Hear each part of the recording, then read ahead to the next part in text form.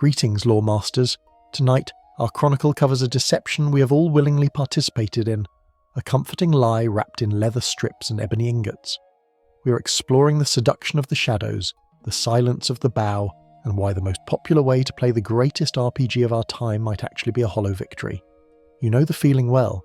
The dungeon air is stale, tasting of dry rot and ancient dust. The Draugr are restless in their sarcophagi, and you, the legendary hero, are not charging in with a war cry that shakes the frost from the ceiling. No, you are hunched over in the corner, moving at the speed of a startled mud crab, waiting for a reticle to turn from an open eye to a flat line. It is safe here in the dark, but let's be honest, you probably wouldn't survive a trip to the Soul Cairn without getting tricked by a Reaper within the first 5 minutes.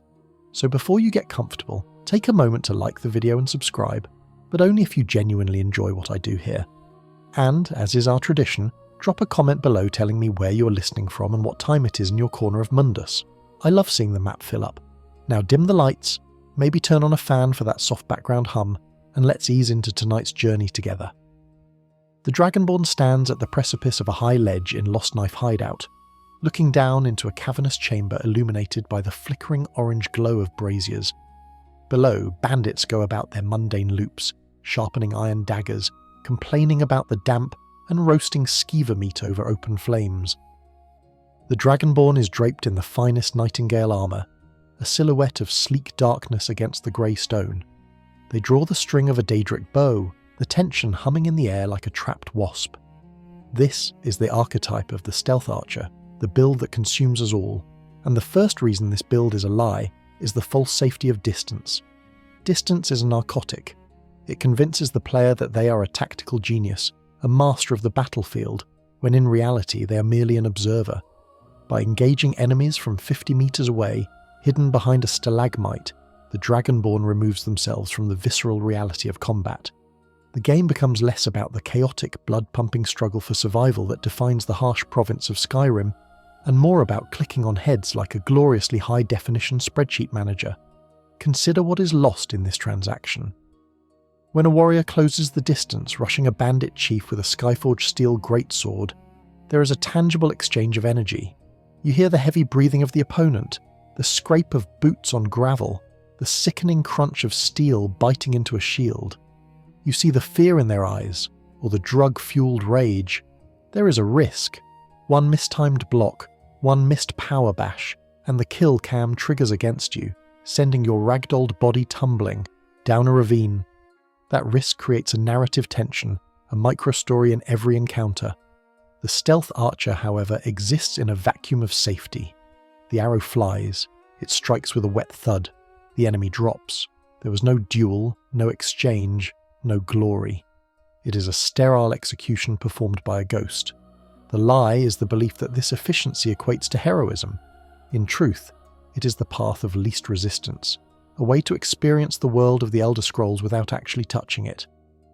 You're playing a point-and-click adventure game inside an action RPG. This detachment creates a peculiar dissonance with the lore of the Nords themselves. We're told repeatedly that Skyrim is a land for the strong, where respect is earned through blood and shouting. Yet here is the saviour of the world, crouching in the shadows, terrified of being seen. There is a fascinating, often overlooked piece of dialogue from Sun, the shield thane of Shore who guards the Whalebone Bridge in Sovngarde. If you approach him as the leader of the Thieves' Guild or the Dark Brotherhood, his tone is dismissive, bordering on contempt. He speaks of shadows and trickery not being the Nord way. While he lets you pass because of your Dragonborn status, the subtext is clear. Shooting people from the dark is not the behaviour of a hero worthy of the Hall of Valour. The hall is for those who died with a weapon in hand, facing their doom, not for those who lived by ensuring their enemies never even saw them. But the seduction is potent. The game mechanics reinforce this false safety with the hidden indicator, that all-seeing eye in the centre of your screen. It is the ultimate security blanket. As long as the eye is closed, you are invincible. You're a god of death, untouchable and unseen. The moment the eye opens, panic sets in. Not the panic of a warrior facing a challenge, but the panic of a player whose cheese strategy has failed. You backpedal, frantic, trying to re-establish the distance, to scramble back into the lie that you're in control. There is a long-standing joke in the community, often referred to as the stealth archer inevitability. It posits that no matter what character you create, be it a heavy armor orc berserker, a high elf mage, or a redguard spellsword, eventually the laws of Skyrim's physics and design will bend you toward the bow. You find a shiny elven bow in a chest. You think, I'll just use this for opening shots. Then you crouch for the damage multiplier. Then you realise you didn't take any damage because the enemy died before reaching you. Slowly the heavy armour comes off because it makes too much noise. The greatsword is banked. And suddenly, you are that orc berserker, but you are creeping through a ruin in leather boots, sniping skeletons from a balcony. The game's design subtly punishes melee with stagger mechanics and limited stamina, while rewarding distance with safety and insane damage spikes. It tricks you into optimising the fun out of the combat. Let's zoom in on the violence you're inflicting from your safe perch, the gore you treat so casually because you don't have to get your boots muddy. When an arrow strikes a target in Skyrim, the physics engine can be enthusiastic. We've all seen a bandit take a dwarf bolt to the chest and backflip as if hit by a giant's club. But consider the reality of that wound. You're firing serrated glass or jagged Daedric metal into unarmoured flesh. From a distance, it's just a health bar depleting. Up close, it's a gruesome, messy affair. The disconnect allows you to be a mass murderer without the psychological weight of the butcher. You don't hear the gurgle of the dying necromancer, you just see the ragdoll flop. It sanitises the brutality of the setting. In many ways, the stealth archer build is a rejection of Skyrim's core aesthetic. The province is designed to be harsh. The wind howls, the snow bites, and the mountains loom with oppressive grandeur. It is a land of blood and silver, as the Markarth guards say. By maintaining extreme distance, by refusing to engage in the chaotic scrum of melee, you are rejecting the blood part of that equation. You are effectively putting the game on mute, turning a heavy metal concert into a library reading. Think about the sound design of a melee fight. The clang of metal, the whoosh of a hammer, the distinct sound of a shield blocking an incoming power attack. It's a rhythm, a dance, a messy, lethal dance. Now think about the stealth archer's auditory experience. It's the thwip of the bowstring, the thud of the arrow, and silence. Maybe a confused grunt from a bandit who wonders if it was just the wind. You are robbing yourself of the game's sensory richness. You are floating through the game world like a spectator ghost, interacting only through projectiles launched from a different zip code. This reliance on distance also creates a fragile ego. The stealth archer feels powerful, yes. They can clear a room without taking a scratch, but this power is brittle. It relies entirely on the enemy not knowing you are there. The moment a sabercat ambushes you on the road, or a dragon lands directly on top of your head, the illusion shatters. Without the distance, the stealth archer is often helpless, a squishy, panicked figure flailing with a dagger they haven't leveled up, wearing armour made of hardened leaves. The warrior stands their ground. The stealth archer runs away to find a rock to hide behind. It forces you into a mindset of cowardice, disguised as tactical superiority. There is an obscure text in the game, a skill book for archery called the Gold Ribbon of Merit. It tells the story of a master archer teaching a student. The lesson is about precision and the psychological state of the shooter. The master teaches that the arrow must be an extension of the will, but in the hands of the average Skyrim player, the arrow is not an extension of will. It is a wall. It is a barrier we erect between ourselves and the content. We use the bow to keep the scary things away, to ensure that the Draugr Deathlord never gets close enough to shout our weapons out of our hands. We are essentially playing a horror game where we refuse to let the monster scare us. And let's not forget the sheer boredom that eventually sets in, though we deny it. We convince ourselves we are enjoying the hunt. We pretend we are tracking prey, but usually we are just exploiting the AI's inability to understand elevation. We find a rock the enemy can't climb, and we turn the Dragonborn into a stationary turret. Is that the gameplay Todd Howard envisioned when he spoke of infinite mountains, being a turret on a rock? The lie tells us we are clever for finding the spot. The truth is we are boring ourselves to death to avoid the risk of dying. The game is filled with legendary weapons, artifacts of Daedric princes that scream for blood and chaos. Volendrung, the hammer of Malakath, the mace of Molag Bal, Dawnbreaker. These are weapons that demand you to be in the thick of it, surrounded by foes, blinding them with light or crushing their bones. But the stealth archer looks at these gifts from the gods and says nice, but does it have a 3x sneak attack multiplier and puts them in a chest in Breezehome, never to be seen again. We trade the divine chaos of Daedric artifacts for a generic ebony bow because the bow maintains the lie of distance. So as you crouch there in the shadows of Embushed Mine, drawing your bow for the 1000th time, ask yourself, are you truly the Dragonborn, the ultimate dragon slayer, the hero of prophecy? Or are you just a nervous treasure hunter with a really long stick, poking the world from afar because you're afraid it might bite back? The safety is fake. The mastery is an illusion. And the silence is just the sound of you missing out on the real fight. But if the distance is the shield that protects our ego, the enemy's behaviour is the glue that holds this entire fragile reality together. We have to talk about why the bandits of Skyrim seem to have sustained collective head trauma, and how their utter incompetence fuels the stealth archer myth. Let's talk about buckets. Specifically, let's talk about the bucket heads. No, not a new bandit clan from Recreation Club mod, but the collective intelligence of every enemy you have ever faced in Skyrim. We need to dismantle the second pillar of the stealth archer lie, the bucket head AI exploit. The entire fantasy of the stealth archer is built on the premise that you are a ghost, a master of camouflage, a whisper in the dark.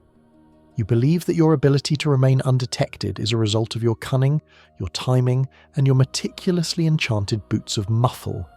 But here is the cold, hard, immersion-shattering truth. You are not a ghost. The enemies are just functionally blind and suffering from severe short-term memory loss. Consider the classic scenario. You're creeping through a Nordic ruin. You spot a Draugr Deathlord pacing at the end of a hallway. You fire an arrow, thwack.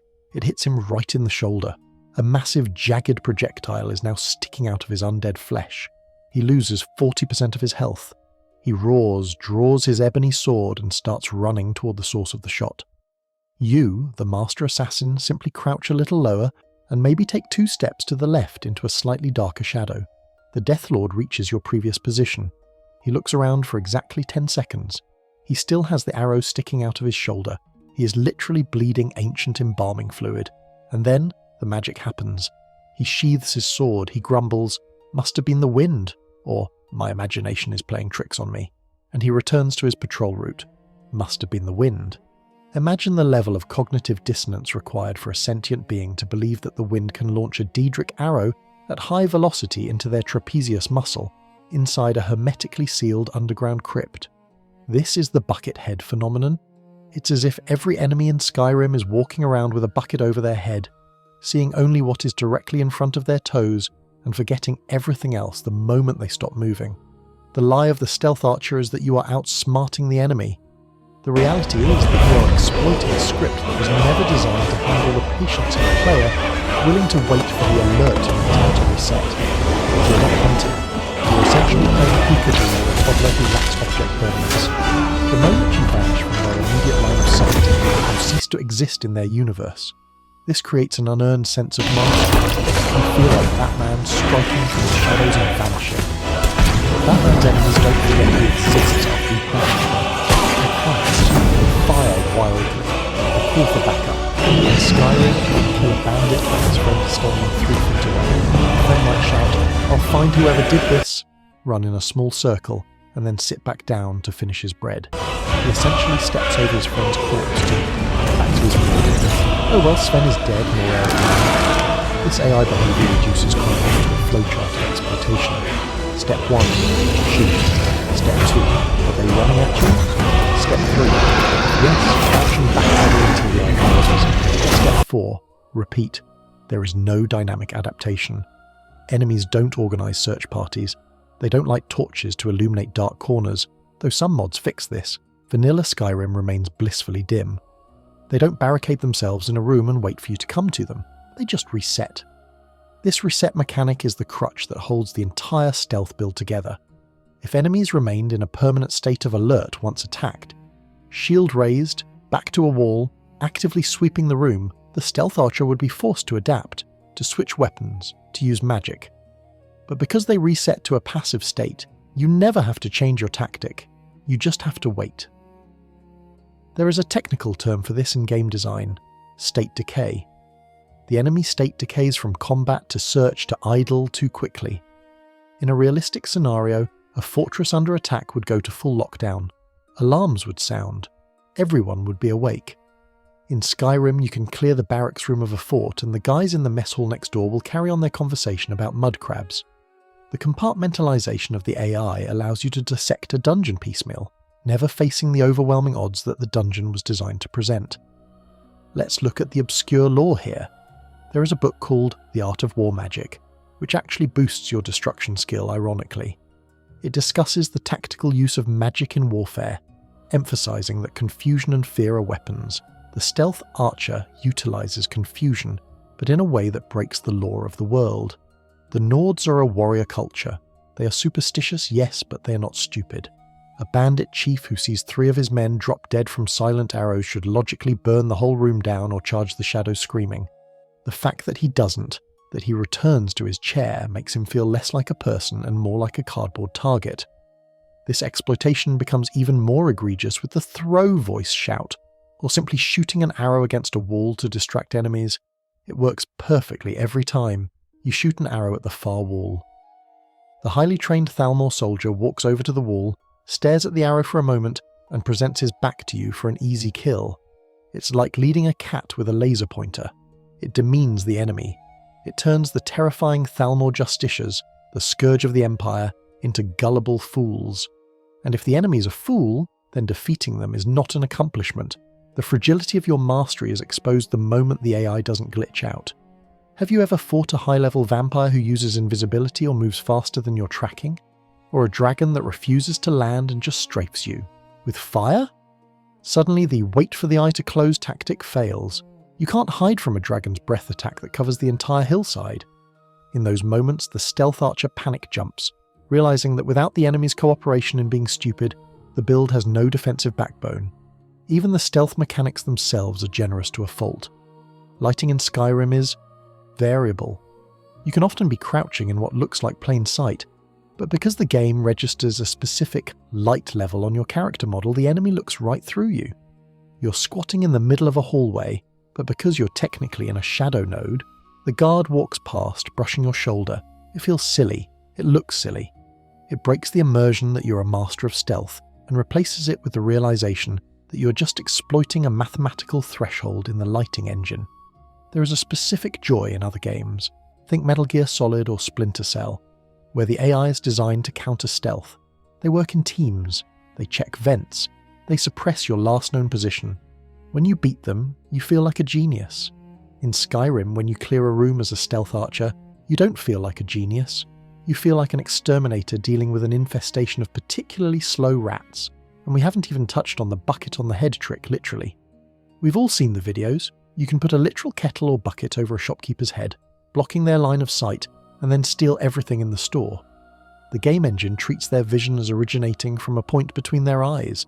If that point is occluded, they are blind. While funny, it speaks to the rudimentary nature of the vision system you're basing your entire playstyle on.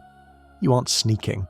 You're just abusing the fact that the NPCs are basically walking cameras with very simple blocking scripts. The tragedy is that Skyrim has moments of brilliance in its combat AI. Enemies will sometimes flank, mages will use wards, but the stealth system bypasses all of that. It turns off the AI's brain before the fight even starts. You're opting out of the enemy's best behaviours. You're choosing to engage with the worst, most broken part of the enemy code, their detection logic rather than their combat logic. So, the next time you clear a bandit camp without being seen, and you feel that swell of pride, remember there must have been the wind. Remember the guy with the arrow in his eye who went back to eating soup. You didn't outwit them. You just waited for their short-term memory to expire. You are the king of a kingdom of amnesiacs, and that is a lonely, hollow throne to sit on. But if the enemy's silence is a product of bad AI, your own silence is a betrayal of your very nature. You are the Dragonborn. You were born to roar, yet you spend your life whispering. Let's talk about the sound of power. Skyrim is a game fundamentally about the voice. The entire narrative arc, from the grey-bearded summoners on the mountain to the final duel in Sovngarde, revolves around the Thuum, the shout. It is the language of dragons, a power so raw and ancient that it can shred the sky, summon storms and bend the will of reality itself. You, the Dovahkiin, are the chosen vessel of this power. Your destiny is written in thunder. And yet, as a stealth archer, you are playing the game on mute. This brings us to the third lie, the Dragonborn's roar versus the whisper. There is a profound narrative disconnect between who the game tells you are and who you are acting like. The game screams, "You're a demigod of sonic warfare," and you whisper back, "Shh, I'm trying to hide." Think about the absurdity of the Greybeard's training. You climb the 7,000 steps, or take a horse up the vertical cliff face like a normal person. You enter High Hrothgar. Arngir and the others teach you unrelenting force. They tell you that when you speak, the world listens. They speak of the voice as worship, as the ultimate expression of your soul. And then you leave the monastery, go into the nearest dungeon, and spend the next 80 hours holding your breath so a skeleton doesn't hear you sneeze.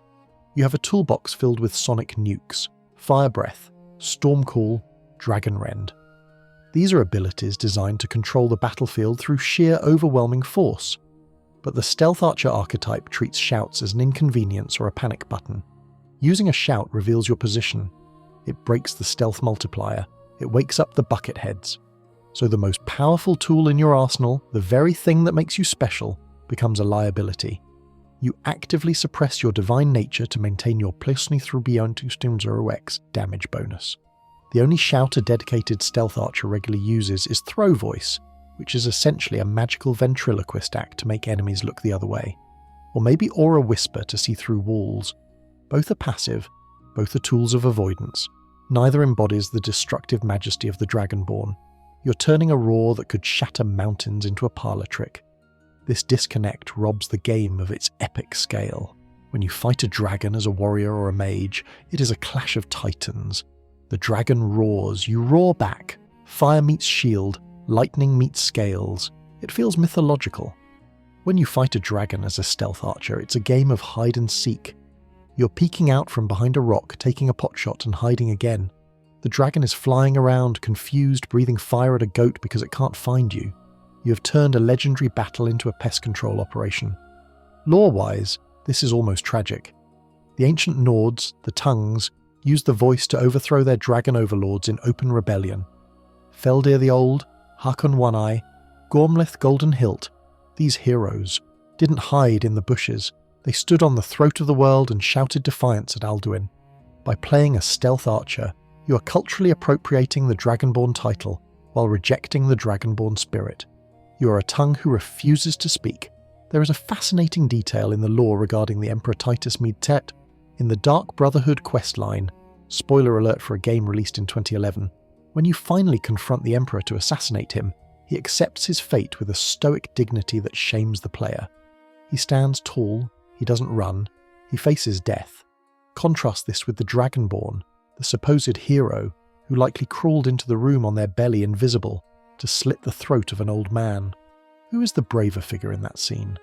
The unarmed old man accepting his end, or the demigod hiding in the shadows? The stealth playstyle often inverts the heroism dynamic, making the player feel like the villain, the mythic Dawn assassin striking from the dark, rather than the last Dragonborn. This silence also affects the pacing of combat. Shouts are designed to be punctuation marks in a fight. You swing, you block, you get overwhelmed. Fosro da. You clear the space. The rhythm is fast, explosive. The stealth archer's rhythm is agonizingly slow. Draw, hold, aim, release, wait. Draw, hold, aim, release, wait. There is no crescendo. There is no climax. It is a flat line of efficiency. You're trading the adrenaline of the shout for the dopamine of the critical hit. And let's talk about the visual language of shouts versus arrows. A fully powered fire breath shout is a torrent of visual effects. Flames licking the screen, enemies staggering, the air distorting. It looks cool. It feels powerful. An arrow is a small stick moving fast. Yes, the kill cam is nice, but it gets repetitive. You are denying yourself the visual spectacle that the developers spent years creating. You're ignoring the magic in a world built on magic. Furthermore, the game world reacts to shouts. Guards comment on it. I need to ask you to stop that. Shouting. It has a physical impact on the environment, knocking over cups, scattering food, blowing open doors. It grounds you in the world. Stealth, by definition. minimizes your impact on the world. You leave no trace. You disturb nothing until the body hits the floor. You are a non-entity. There is a fan theory, more of a philosophical observation, that the stealth archer is the canonical build of a Dragonborn who has rejected their destiny, a Dragonborn who fears the power inside them. By refusing to shout, by refusing to engage openly, they're trying to remain mortal. They're trying to be just another adventurer, hiding the soul of a dragon beneath a hood of leather. It's a poetic interpretation, but in gameplay terms, it just means you're missing out on the fun of shouting a bear off a cliff. The irony is that the game tries to force you to use shouts. Dungeons have puzzles that require whirlwind sprint. Walls require unrelenting force. But the moment the puzzle is solved, the stealth archer puts the voice away. It's a key to open doors, not a weapon. This compartmentalization makes the Dragonborn feel schizophrenic. A master of the voice when solving puzzles, a mute sniper when fighting for their life. Imagine if the game forced you to shout to draw your bow. Every shot accompanied by a yarl or a fuss. It would break the stealth, obviously, but it would align the mechanics. The fact that the two systems, stealth and shouting, are diametrically opposed, one relies on silence, the other on noise, means that the optimal stealth archer is the least Dragonborn-like character possible. Even the enemies mock you for it. Show yourself. Fight me like a true Nord. They are begging for a confrontation. They want a warrior's death, and you deny them that. You deny them the dignity of a fight. You deny yourself the satisfaction of a brawl. You choose the whisper over the roar, the shadow over the spotlight. And for what? To save a few health potions? To avoid repairing your armor? The Dragonborn is swimming in potions. You have 400 wheels of cheese in your inventory. You can afford to take a hit. You can afford to be loud. The fear of taking damage, of being exposed, drives us into this silent shell. But Skyrim is a world that rewards the bold. The best loot is often guarded by bosses that script detect you anyway. The best moments are the chaotic ones where 3 factions are fighting at once and a dragon lands in the middle. By choosing the silence, you're choosing to be a spectator to your own legend. You're the Dragonborn, but nobody hears you. You are the hero of the age, but you are invisible. You are a legend that leaves no footprint, but perhaps you cling to the bow because of what it shoots. Not the arrows themselves, but the sheer overwhelming quantity of them. The hoarding, the obsession, the infinite quiver that defies physics and logic. Let's open your inventory. Go on, scroll down to the weapons tab. Keep scrolling past the swords you don't use and the daggers you forgot to sell. Stop when you get to Iron Arrow. Read that number out loud. Is it 450? 800? 2000? Welcome to the fourth lie, the infinite Iron Arrow hoarding. This is the sickness that infects every stealth archer. The compulsive, logic-defying need to collect every single pointy stick in the province of Skyrim, regardless of its quality or utility. The stealth archer lives in a state of perpetual resource anxiety. Despite the fact that arrows have 0 weight in the vanilla game, a mercy from the divines, or perhaps a curse, the player treats ammunition as if they are one missed shot away from being helpless. You will walk past a pile of gold coins to pick up a single Fulmer arrow from a rotting corpse. You will spend 10 minutes scouring the grass after a battle, looking for that one steel arrow that missed the bandit's knee just to put it back in your quiver. This obsession breaks the immersion of the master assassin fantasy in a hilarious way. Imagine the Dragonborn, the saviour of the world, walking into solitude. They are wearing sleek, form-fitting armour. They look dangerous, but if you look closely, they are carrying a quiver that, by all laws of physics, should be the size of a wine barrel. It contains 3,000 arrows. If you tripped, you wouldn't fall. You would explode into a cloud of shrapnel like a frag grenade. The lie here is that you need them. You don't.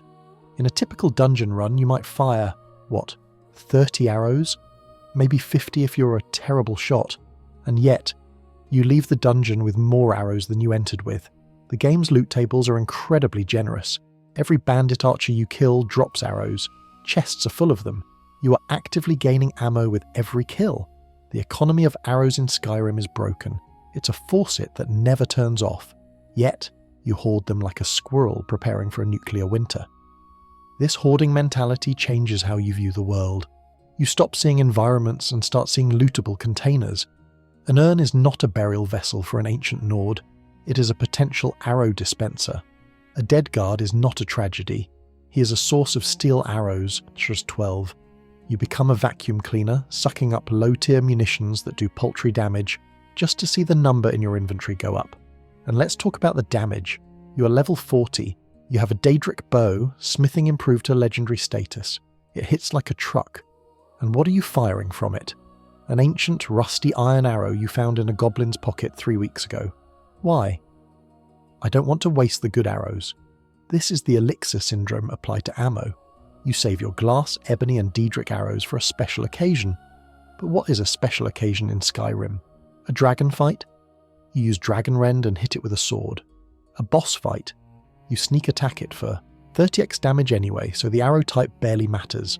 So you end up beating the game, standing over the corpse of Alduin, with 400 unused Daedric arrows in your pocket, having shot your way to victory using nothing but pointy scrap metal.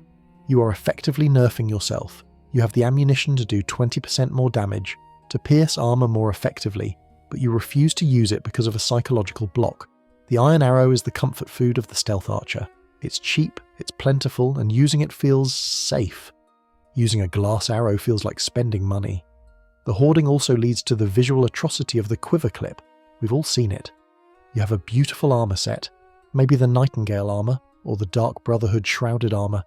It looks sleek. And then, floating 3 inches off your back, is a hideous, bulky quiver of dwarven arrows that clashes with everything. The quiver is a fashion disaster that you cannot escape because you refuse to stop carrying arrows. There is a deeper, more subtle game design issue here. In previous Elder Scrolls games, arrows had weight. In Morrowind and Oblivion, you had to manage your inventory. You couldn't carry 2,000 arrows because you wouldn't be able to move. This enforced a tactical choice. Do I carry more arrows or more loot? Do I risk running out? Skyrim removed the weight in the base game, and in doing so, removed the tactical layer of archery. It enabled the hoarding. It told you take everything, there is no consequence. But there is a consequence. It's the mental load. It's the time spent looting. It's the realization that you're spending 30% of your playtime looking at the ground, pressing E. You're a janitor of the battlefield, cleaning up the mess, one arrow at a time. Consider the bound bow spell. It summons a spectral bow and 100 spectral arrows. It weighs nothing. The arrows are Daedric quality. It disappears when you sheath it. It is the perfect solution for the stealth archer. No hoarding, no weight, infinite ammo. You just recast it. Yet many players reject it. Why? Because it denies them the pleasure of collecting. The stealth archer build attracts the gatherer personality type. We want to see our collection grow. The bound bow feels like cheating because it removes the work of finding arrows. We have convinced ourselves that the drudgery of looting is part of the fun. There is also the hilarious mechanic of arrow recovery. You shoot an enemy, they die. You walk over to the body. Oh, look, my arrow! You pull it out of their skull and put it back in the quiver. It's gruesome if you think about it. That arrow has bone fragments on it. It's dull. The fletching is soaked in blood. But in Skyrim, it is perfectly pristine. This recycling loop reinforces the hoarding. I didn't lose an arrow, I just lent it to his forehead for a few seconds. The obscure lore tidbit here? Look at the descriptions of arrows in the creation kit or lore. Books. Arrows are crafted with specific woods, feathers from specific birds, hawk feathers, etc. They are artisan items. The idea that you can find thousands of identical mass-produced arrows in ancient ruins that have been sealed for 4,000 years is absurd. Who was making fresh iron arrows in Bleak Falls Barrow? The Draugr? Are there Draugr fletchers down there blindly assembling arrows for a war that ended in the First Era? The abundance of ammo is a gameplay concession that shatters the world building if you look at it too closely. The ultimate irony is that by hoarding arrows, you are preparing for a war of attrition that the stealth archer build is designed to avoid. You are built for one shot, one kill. If you're doing your job right, you need very few arrows. If you need 100 arrows for a fight, you have failed as a stealth archer. You're just a weak archer standing in the open. The inventory of 2,000 arrows is a monument to your own insecurity about your aim and your damage output. So, look at that number in your inventory again. 2,347 iron arrows. You will never use them all. You could besiege a castle by yourself for a week and not run out. Yet the next time you see a bandit, you will loot his corpse, take his 4 iron arrows, and feel a little spark of satisfaction. It is a sickness. It is a lie. But while the arrows are the fuel, the engine of this entire charade is a mathematical crutch, a number that appears in the top left corner of your screen, convincing you that you are a genius, when really, you are just good at multiplication. There is a specific font in Skyrim, a sans serif typeface that usually delivers mundane information like Iron Dagger added or autosaving. But for the Stealth Archer, this font is the conduit of pure, unfiltered dopamine. It appears in the top left corner of the screen, and it reads, Sneak attack for 3.0x damage. This is the fifth lie, the sneak attack multiplier addiction. We tell ourselves we're playing an action RPG. We pretend we're engaging in a simulation of fantasy combat. But in reality, the Stealth Archer is playing a slot machine where the jackpot is always rigged in their favour. The entire build is not based on skill, reflexes, or tactical positioning. It is based on a single, intoxicating mathematical modifier that trivializes the game's code. The addiction starts slowly. At first, you are just happy to get a little bonus damage. A 2.0x multiplier feels like a nice reward for being careful, but then you open the sneak skill tree, you see it, the deadly aim perk. Bow attacks do 3 times damage while sneaking. It glows like a beacon.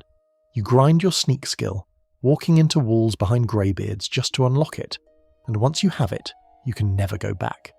Normal damage becomes repulsive to you. Hitting an enemy for base damage feels like a failure, it feels like an insult. If you shoot a bandit and his health bar only goes down by 10% because he saw you a split second before the arrow landed, you don't think, time to switch to my sword and finish the fight. No, you think, that was a waste. You feel a visceral sense of loss. This leads to the reload sickness. We have all done it.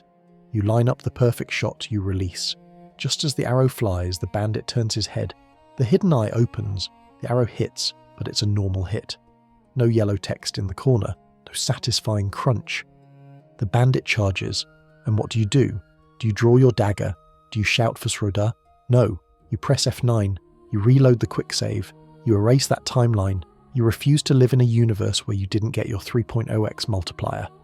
This is the ultimate proof that the build is a lie. You aren't playing the game, you're curating a highlight reel. You're rejecting any outcome that doesn't fit the mathematical efficiency you've become addicted to. A true warrior adapts to chaos. The Stealth Archer effectively edits the chaos out of existence by manipulating time until the math works. Let's look at the core fact of this mechanic's abuse. The damage calculation in Skyrim is multiplicative. This means your smithing improvements, your enchantments, fortify archery, and your potion buffs are all bundled together and then tripled by the sneak attack. It turns a bow that does 50 damage into a tactical nuke that does 400 plus damage effectively.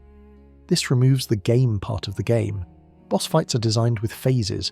The Red Eagle is supposed to raise undead minions. The Dragon Priest is supposed to summon a Storm Atronak. But because of your multiplier, you skip the phases.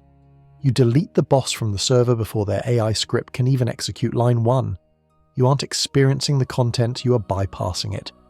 This reliance on the multiplier also masks a terrifying lack of actual skill. Be honest, how is your aim really? Without the eagle eye zoom and the steady hand time slow perks, which are just more crutches, could you hit a moving target? The multiplier rewards you for hitting a stationary target. It trains you to only shoot when the enemy is standing still, scratching their nose. It trains you to be a bad shot. Put a stealth archer in a situation where they have to kite a sprinting sabercat without stealth, and they fall apart. They panic fire, missing wildly, because they have spent 100 hours shooting mannequins.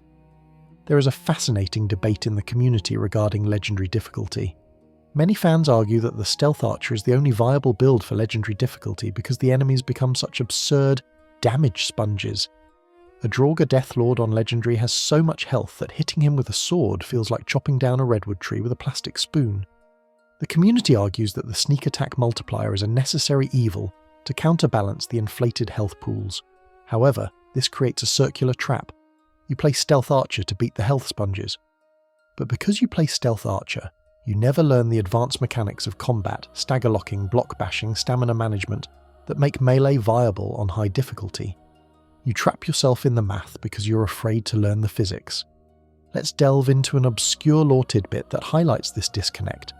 The Dark Brotherhood, the faction most associated with this playstyle, has a set of tenets.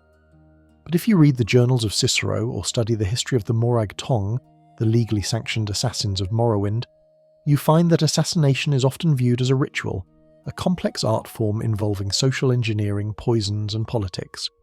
In Skyrim gameplay, however, assassination is just crouch and click.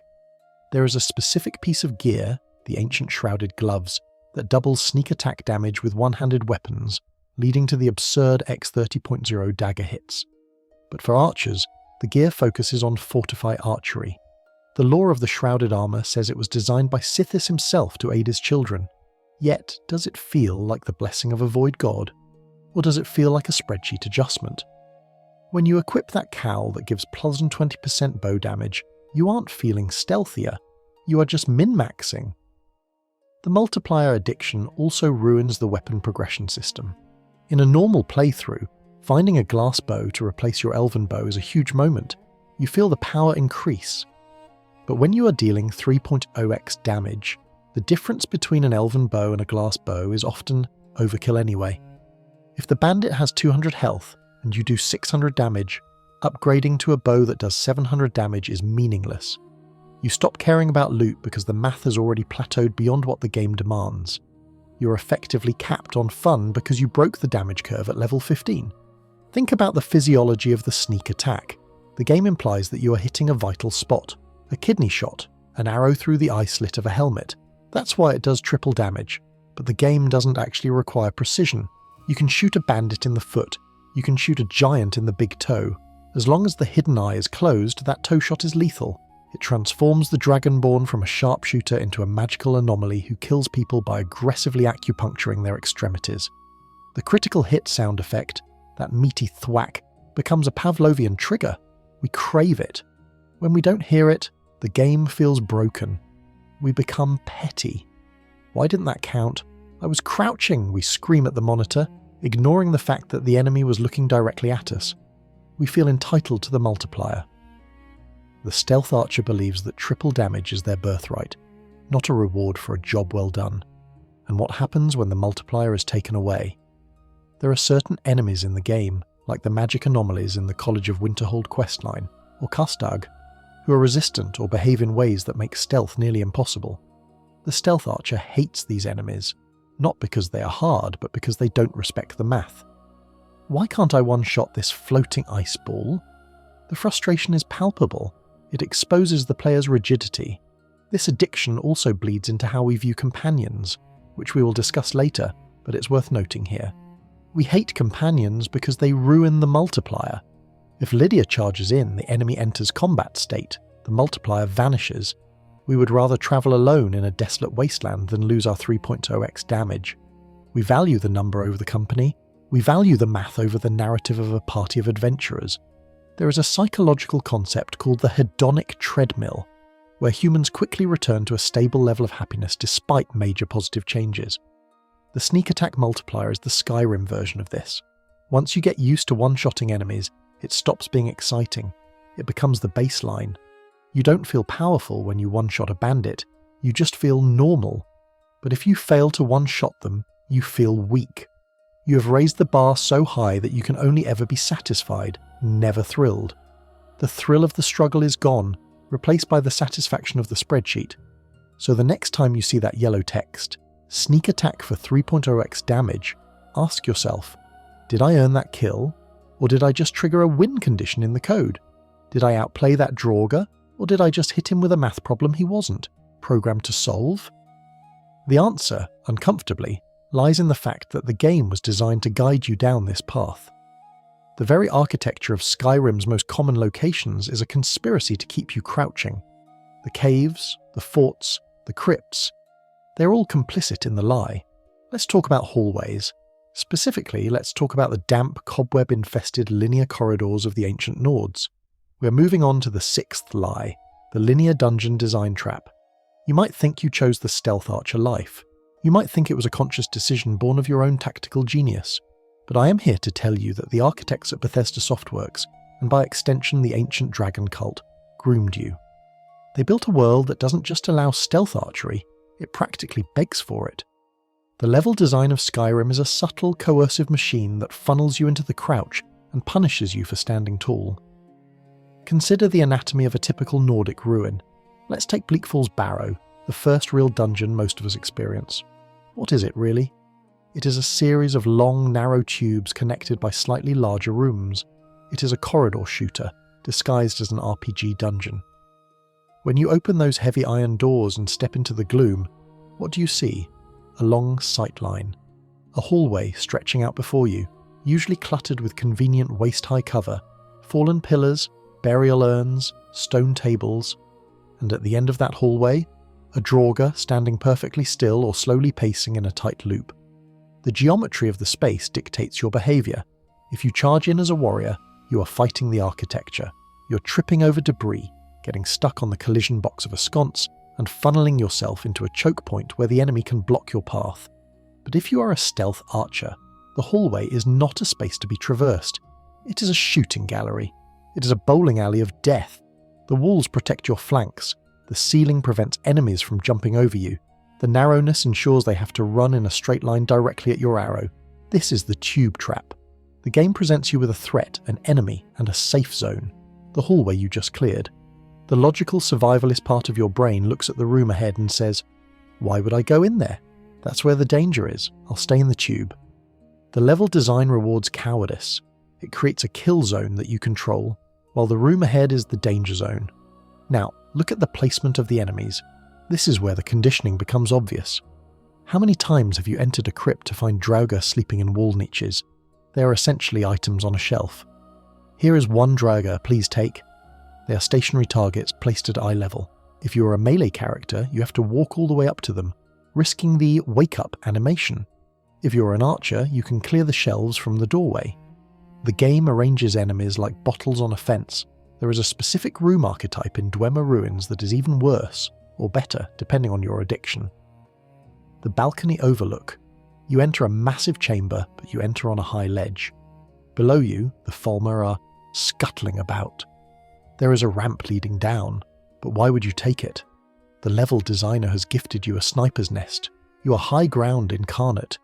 You can rain death from above, and the farmer pathfinding often breaks as they try to navigate the spiral ramps to get to you. You aren't playing a role-playing game, you are playing Duck Hunt with elves. Let's touch on a piece of core in-game lore that reinforces this. The Nords of old built these barrows to honour their dead and, in the case of the dragon cult, to guard the dragon priests. The intricate puzzles, the claw doors, the traps, they were designed to keep grave robbers out. But ironically, these defensive measures create the perfect environment for the slow, methodical intruder. The traps, swinging blades, pressure plates, are hazardous to a rushing warrior. A warrior runs in, steps on a plate, and gets smacked in the face by a spiked log. The stealth archer, moving at a snail's pace, sees the trap, disarms it, or better yet, shoots the pressure plate to trigger it against the enemy. The dungeon's defences become the archer's weapons. The architecture that kills the warrior aids the sneak. But there is a deeper, more obscure layer to this design philosophy.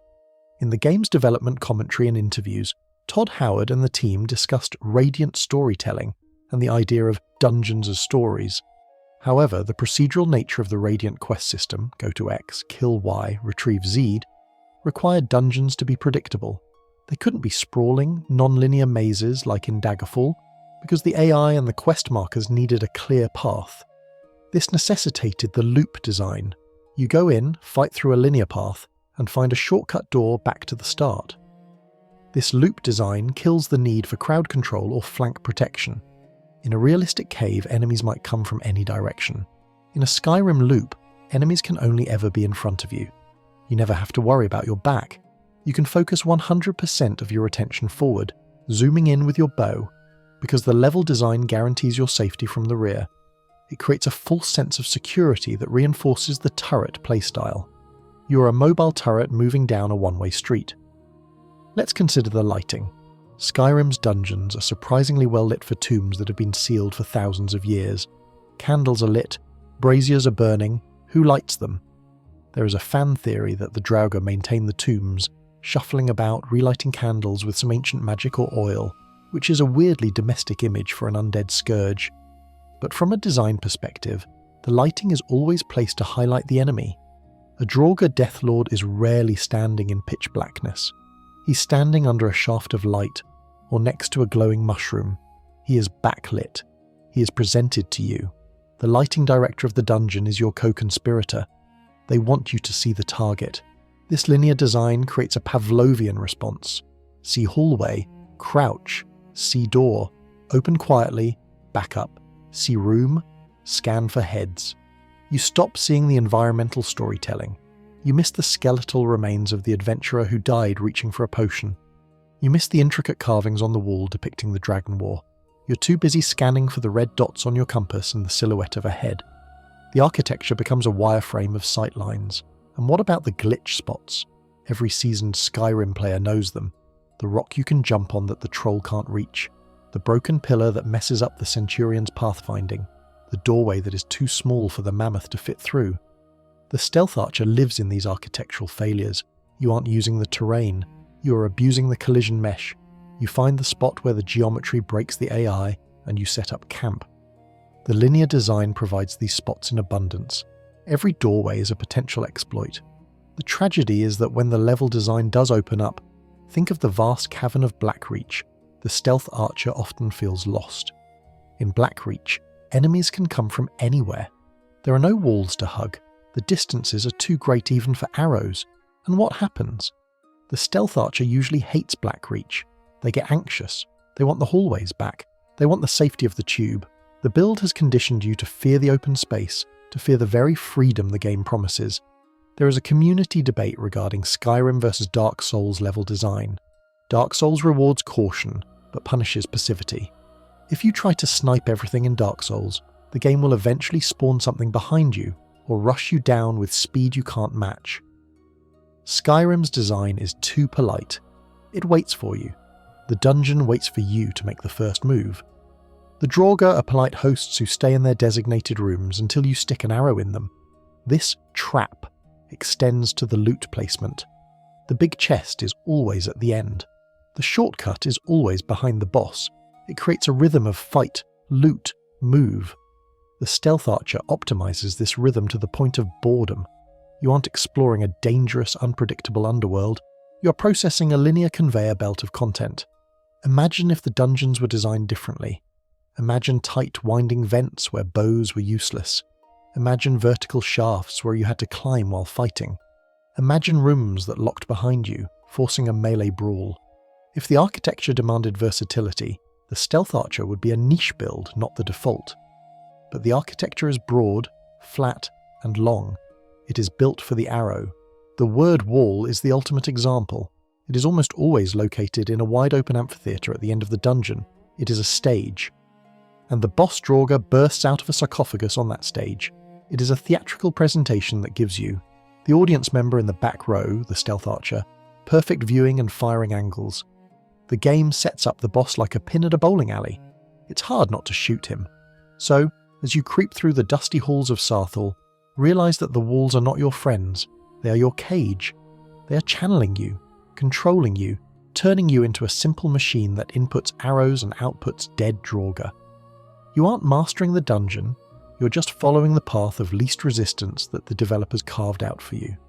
You're a rat in a maze, but instead of finding cheese, you find a slightly better bow, which you will use to run the next maze slightly faster. But while the architecture limits your movement, the weapon you've chosen limits your mind. You have ignored entire schools of reality-bending power, rejecting the arcane arts for a piece of wood and string. And what do we find in these dank linear hallways? We find spell tomes. You have seen them. They sit on dusty podiums glowing with a faint inviting light. Sparks, oak flesh, fast healing, fireball. You pick them up, you learn them, the text tells you spell learned, and then you never cast them, not once. You bury them in your magic menu under a pile of shouts you also don't use and go back to sharpening your arrows. This brings us to the seventh lie, the neglected schools of magic. This is perhaps the greatest tragedy of the stealth archer lifestyle. You are playing in a high fantasy universe, a world where reality is merely a suggestion that can be rewritten by the will of the caster. You have the potential to summon storms, raise the dead to fight for you, paralyze enemies with a thought, or cloak yourself in literal volcanic ash, and you choose a pointy stick. You choose the technology of the Paleolithic era over the power of the gods. Let's talk about the visual spectacle you are denying yourself. Have you ever cast the master-level destruction spell Lightning Storm? It is, without exaggeration, one of the most satisfying animations in gaming history. Your character plants their feet, floats slightly off the ground, hands crackling with raw blue-white energy, and unleashes a continuous Kamehameha-style beam of disintegration that turns enemies into ash piles. It feels incredible. It sounds like the sky tearing open. It looks like you are the main character of an anime. Now compare that to the visual experience of the stealth archer. You pull back a string, creak, you let go, thwip. The enemy falls down. It is visually flat, it is boring. By choosing the bow, you're trading a fireworks display for a laser pointer. You're trading the visceral, screen-shaking power of Firestorm, which creates a literal nuclear explosion around your character, for the quiet, efficient dullness of a needle prick.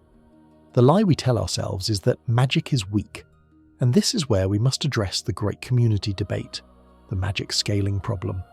For over a decade, fans have argued that pure mage builds in vanilla Skyrim are broken, and not in the good way.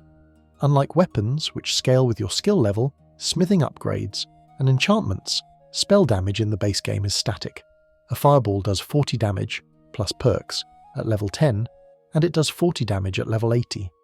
Meanwhile, enemy health pools bloat into the thousands. The community argues that the stealth archer is a necessity because a legendary dragon laughs at your puny fireballs. There is truth to this, certainly. The math is unkind to mages, but the lie is that efficiency equates to fun. By obsessing over the damage numbers, we optimize the joy out of the experience. We refuse to use Wall of Storms because it doesn't kill them fast enough, ignoring the fact that spraying a wall of lightning onto the ground to trap a bandit is infinitely more creative than shooting him in the head for the 500th time. We sacrifice the sandbox potential of the magic system on the altar of one shot, one kill. Consider the School of Illusion. This is the school that should theoretically pair perfectly with a stealth build. Fury, Frenzy, Mayhem. These spells turn enemies against each other. There is a perverse, chaotic joy in casting Mayhem in a crowded bandit fort and watching from the rafters as they tear each other apart. It is dynamic. It is unpredictable. It creates stories. Remember when the bandit chief cut down his own wife? But the stealth archer rarely uses it. Why? Because it's messy. It breaks the rhythm of the stealth multiplier. If they are fighting each other, they are moving. If they are moving, they are harder to hit. And if you don't get the kill, you don't get the XP for your bow. So instead of being a puppet master, orchestrating a symphony of chaos, you remain a solitary exterminator. You choose the boring silence over the beautiful noise. Then there is the School of Alteration. This school offers telekinesis. You can kill a man by throwing a wheel of cheese at his head at max speeds. Is it efficient? No. Is it hilarious? Absolutely. It offers paralysis, turning enemies into stiff boards that topple over comically. It offers transmute, turning iron to gold. But the stealth archer ignores all of this utility. The only alteration spell they might use is Detect Life, and even then, they usually prefer the Aura Whisper Shout because it doesn't cost magicka. We ignore the reality-bending aspect of the lore for the simple physics of a projectile, and let's not forget the School of Restoration. As Colette Morant at the College of Winterhold constantly reminds us, with a chip on her shoulder the size of a mountain, restoration is a perfectly valid school of magic. She's right. Guardian Circle and Bane of the Undead are spectacular spells that make you feel like a holy paladin purging the darkness. But the stealth archer has no need for restoration. If you are playing correctly, you never take damage. You never need to heal. You have rendered an entire pillar of the magic system obsolete by simply refusing to interact with the enemy. The College of Winterhold itself highlights this disconnect. You can become the Archmage of the college knowing only one spell, the one required to pass the entry test and maybe a ward for Tolfdir's class. You can play the entire questline as a stealth archer. You, a guy with a bow and some leather armor, become the head of the most prestigious magical institution in Skyrim. You sit in the Archmage's quarters, surrounded by alchemical ingredients and soul gems, looking like a complete imposter. It feels wrong. The narrative screams that you should be a master of the arcane, dealing with the Eye of Magnus, a literal artifact of creation. Instead, you just shot Ancano in the back with a Daedric arrow while he was monologuing. Speaking of the college, there is an obscure lore tidbit found in the depths of the Midden, the Atronach Forge. This is a complex, unguided crafting station that allows you to pull Daedric armor, weapons, and even creatures out of oblivion using specific recipes of salts, gems, and ingots. It implies a deep ritualistic magic system where knowledge is power. It is mysterious and requires experimentation, or a wiki. The stealth archer never touches it.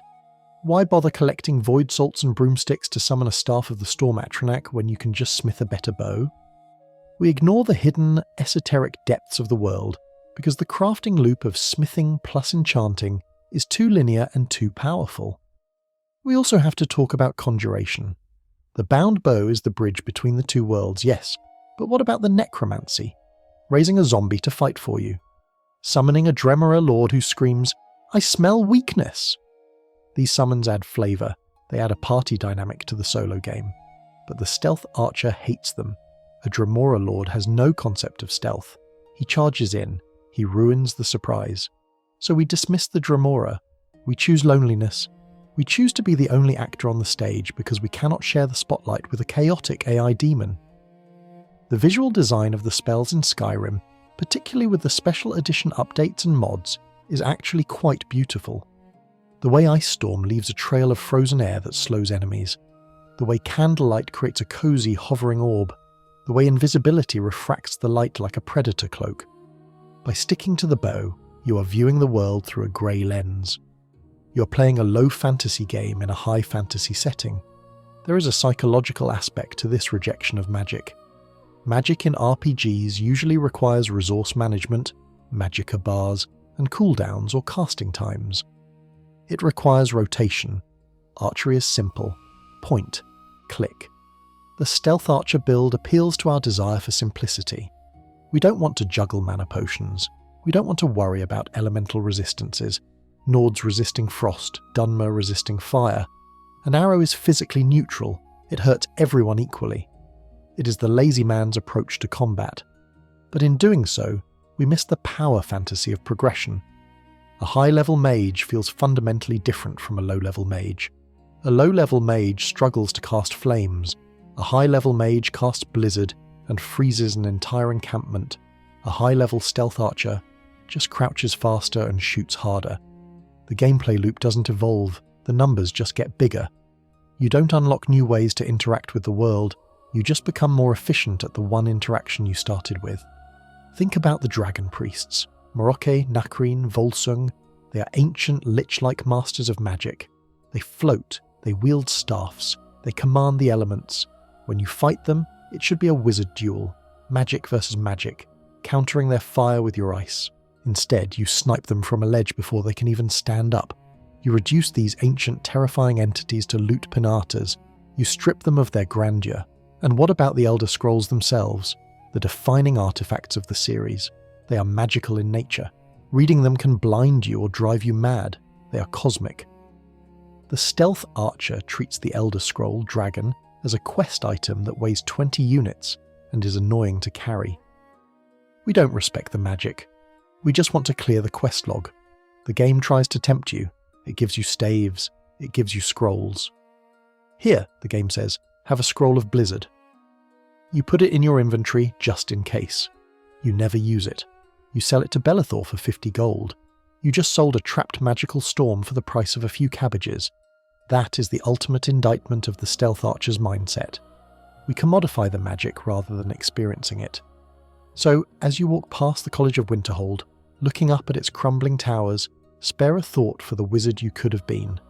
You could have been a Stormcaller. You could have been a Necromancer King. You could have been an Illusionist God. Instead, you are just a guy with a stick and a very strong crouching muscle. You have traded the infinite possibilities of the Orbis for the safety of a shadow. But the rejection of magic is not just about offense, it's about defense. And the moment that shadow fails you, the moment the light touches you, you realize that your choice has left you terrifyingly exposed. You're wearing paper, and the world is made of scissors. The eye opens, not the metaphorical third eye of enlightenment, nor the eye of Magnus, but the literal crosshair reticle on your screen. It expands. It stops being a flat line. It becomes a wide, unblinking, judgmental eye. And in that split second, the entire universe of the stealth archer collapses. The music shifts. The ambient wind is replaced by the aggressive drum-heavy combat theme that signals you have made a mistake. A bandit chief with a two-handed warhammer is sprinting toward you. He is not confused. He is not searching. He is locked on. And you? You are standing there in what amounts to glorified pajamas. This is the 8th lie, the paper armor reality check. We convince ourselves that light armor is the superior choice. We look at the perk tree, Windwalker for stamina regeneration, unhindered for weightless movement. We tell ourselves that speed is life. We fancy ourselves a duelist, dodging and weaving like a leaf on the wind. But the harsh reality of Skyrim's combat engine is that you cannot dodge a kill cam. When that warhammer connects, there is no dodge roll, unless you have mods installed, which is cheating the premise of this discussion. There is only the mathematical calculation of your armor rating versus his damage output, and because you have spent the last 40 levels hiding in the shadows, neglecting to let mud crabs pinch you to level up your light armor skill, your rating is pathetic. You're a glass cannon without the cannon, you're just glass. The visual design of high-end light armor feeds this delusion. Take glass armor for instance. It is beautiful. It glimmers with the green hue of malachite. It looks sharp, jagged and dangerous, but look at it objectively. It is complex, segmented and full of gaps. It screams agility, not tank. When a dragon bites you, do you really trust those fancy green crystals to hold? The lie is perpetuated by the late-game meta. Veteran players will smugly point out the armor cap. In Skyrim, physical damage reduction caps at 80%, which corresponds to a displayed armor rating of 567. It is mathematically possible to reach this cap with light armor, or even with clothing if you abuse the smithing enchanting loop enough. Therefore, they argue, heavy armor is useless because light armor offers the same protection with less weight. But this argument ignores the journey. To reach the armor cap in light armor requires significant investment in smithing and perks. For the vast majority of your playthrough, the hours spent leveling from 1 to 50, you're nowhere near that cap. You're walking around with an armor rating of 150. A bandit power attack deals 200 damage. You have 250 health. Do the math. You're living on a knife's edge. This fragility fundamentally alters how you play the game when things go wrong.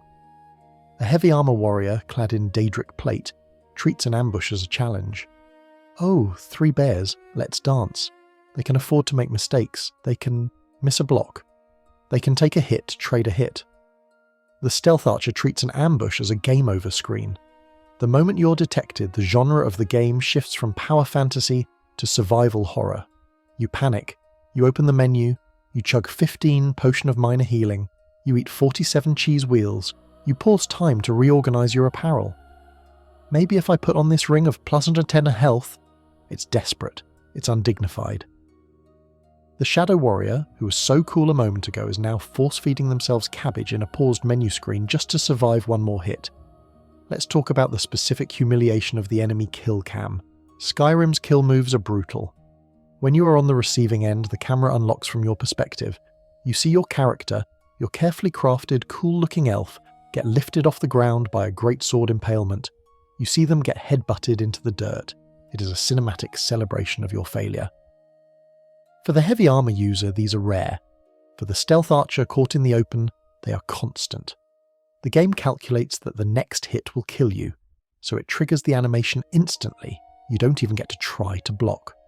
You're at full health, the bandit swings, and suddenly you're watching a short film about your own death. It creates a feeling of helplessness. It reinforces the idea that you must hide, because you are physically incapable of existing in the same space as the enemy. There is a core in-game fact that many players overlook regarding armor types: hit stagger. While perks can mitigate this, generally, lighter armor makes you more susceptible to being staggered by power attacks. A massive blow that a heavy armor user might shrug off will send a light armor user reeling. That stagger animation is a death sentence. It locks your controls. You can't draw your bow. You can't run. You're just standing there, wobbling while the bandit winds up for a second swing. The agility you prized so highly vanishes the moment you get touched. Lore-wise, let's look at what glass armor actually is. It's not window glass, obviously. It's made from refined malachite and moonstone. In the Elder Scrolls lore, specifically in books like Light Armor Forging, it is described as being strong but absorbing blows through flexibility rather than rigidity. But here is the kicker. Malachite is a volcanic crystal. You're wearing rocks. Fancy rocks, but rocks. Compare this to ebony, which is the fossilized blood of a god, Lorcan, or Daedric, which is ebony infused with the tortured soul of a lesser Daedra. Lore-wise, you are bringing minerals to a god-blood fight. You are underdressed for the apocalypse. Then there is the aesthetic clash of the mixed set. To maximize survival, the desperate stealth archer often breaks their fashion. You find a pair of orcish boots of Hoarding. You find a steel helmet of archery. You wear them because you need the stats. Suddenly, your sleek thief looks like a junk store mannequin. You lose the identity of the ghost and become a hobo adventurer. The heavy armor user usually commits to a set, full dwarven, full orcish, because the matching set perk is available earlier and feels more mandatory. The light armor user compromises because they are desperate for any shred of protection. Consider the Nightingale armor. It is arguably the coolest looking set in the game. It comes from Nocturnal herself. It makes you look like Batman, but the stats, underwhelming. By the time you get it, you probably have crafted better dragon scale, so you have to choose, look cool and be made of tissue paper, or look like a Dragonborn cosplayer and survive one extra hit. The game punishes you for wanting to look the part of the Master Thief. There is also the shield problem. The stealth archer doesn't use a shield. A shield is a massive slab of armor rating that you can actively use to mitigate damage. By occupying both hands with a bow, you are sacrificing the single best defensive tool in the game. When the enemy closes the gap, you have no parry, unless you bash with the bow, which costs huge stamina and does little damage. You are defenseless. You're relying entirely on the hope that they die before they reach you.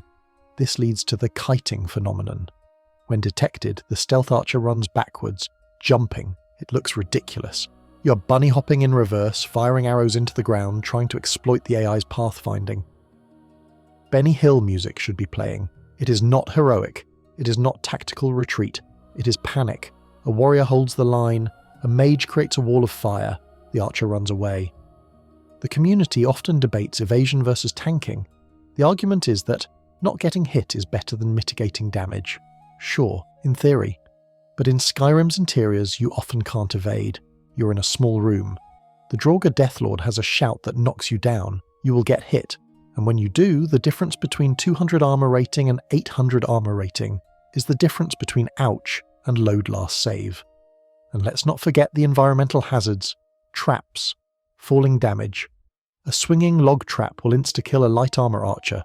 A heavy armor juggernaut might survive it with a sliver of health. The dungeon itself is more dangerous to you. You have to be perfect. The tank only has to be good enough. The fragility also makes you fear the world. You see a saber cat in the distance. The tank thinks, pelts for sale. You think, if that thing sees me, I am dead in 2 hits. You skirt around it. You avoid content. You avoid the random encounters that make the world feel alive because you're terrified of the random variable. You need controlled variables. You need the snipe. This is why the stealth archer eventually ends up maxing out smithing and enchanting. Not because they want to, but because they have to. They have to break the game's economy to craft dragon scale armor with plus health enchantments just to feel safe walking down the road. You spend hours grinding iron daggers, or gold rings now, just to make your paper armor feel like cardboard. So, when you look at your character screen and see that sleek silhouette, remember the lie. You're not a predator, you're a prey animal with a really good bite. But if the predator closes the distance, if the bear catches the deer, the outcome is never in doubt. The deer gets eaten. And speaking of things that get in the way and get you killed, let's talk about the one thing worse than an enemy spotting you.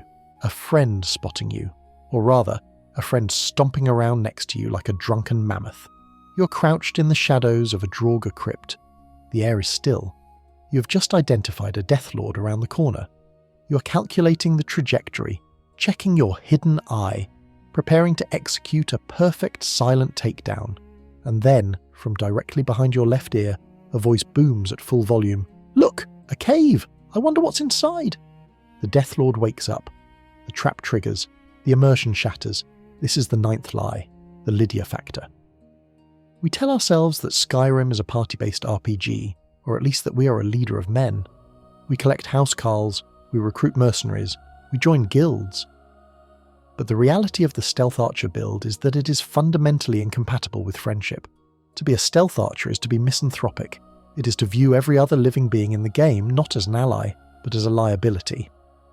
Lydia, the Thane of Whiterun's sworn protector, is the poster child for this disaster. She is iconic, she is loyal, and she is the stealth archer's worst nightmare. The game gives her to you early, framing it as a reward. Here, the Jarl says, take this woman, she will protect you. But what he actually means is, here is a sentient noise machine clad in heavy steel plate who will ensure you never get a sneak attack bonus again.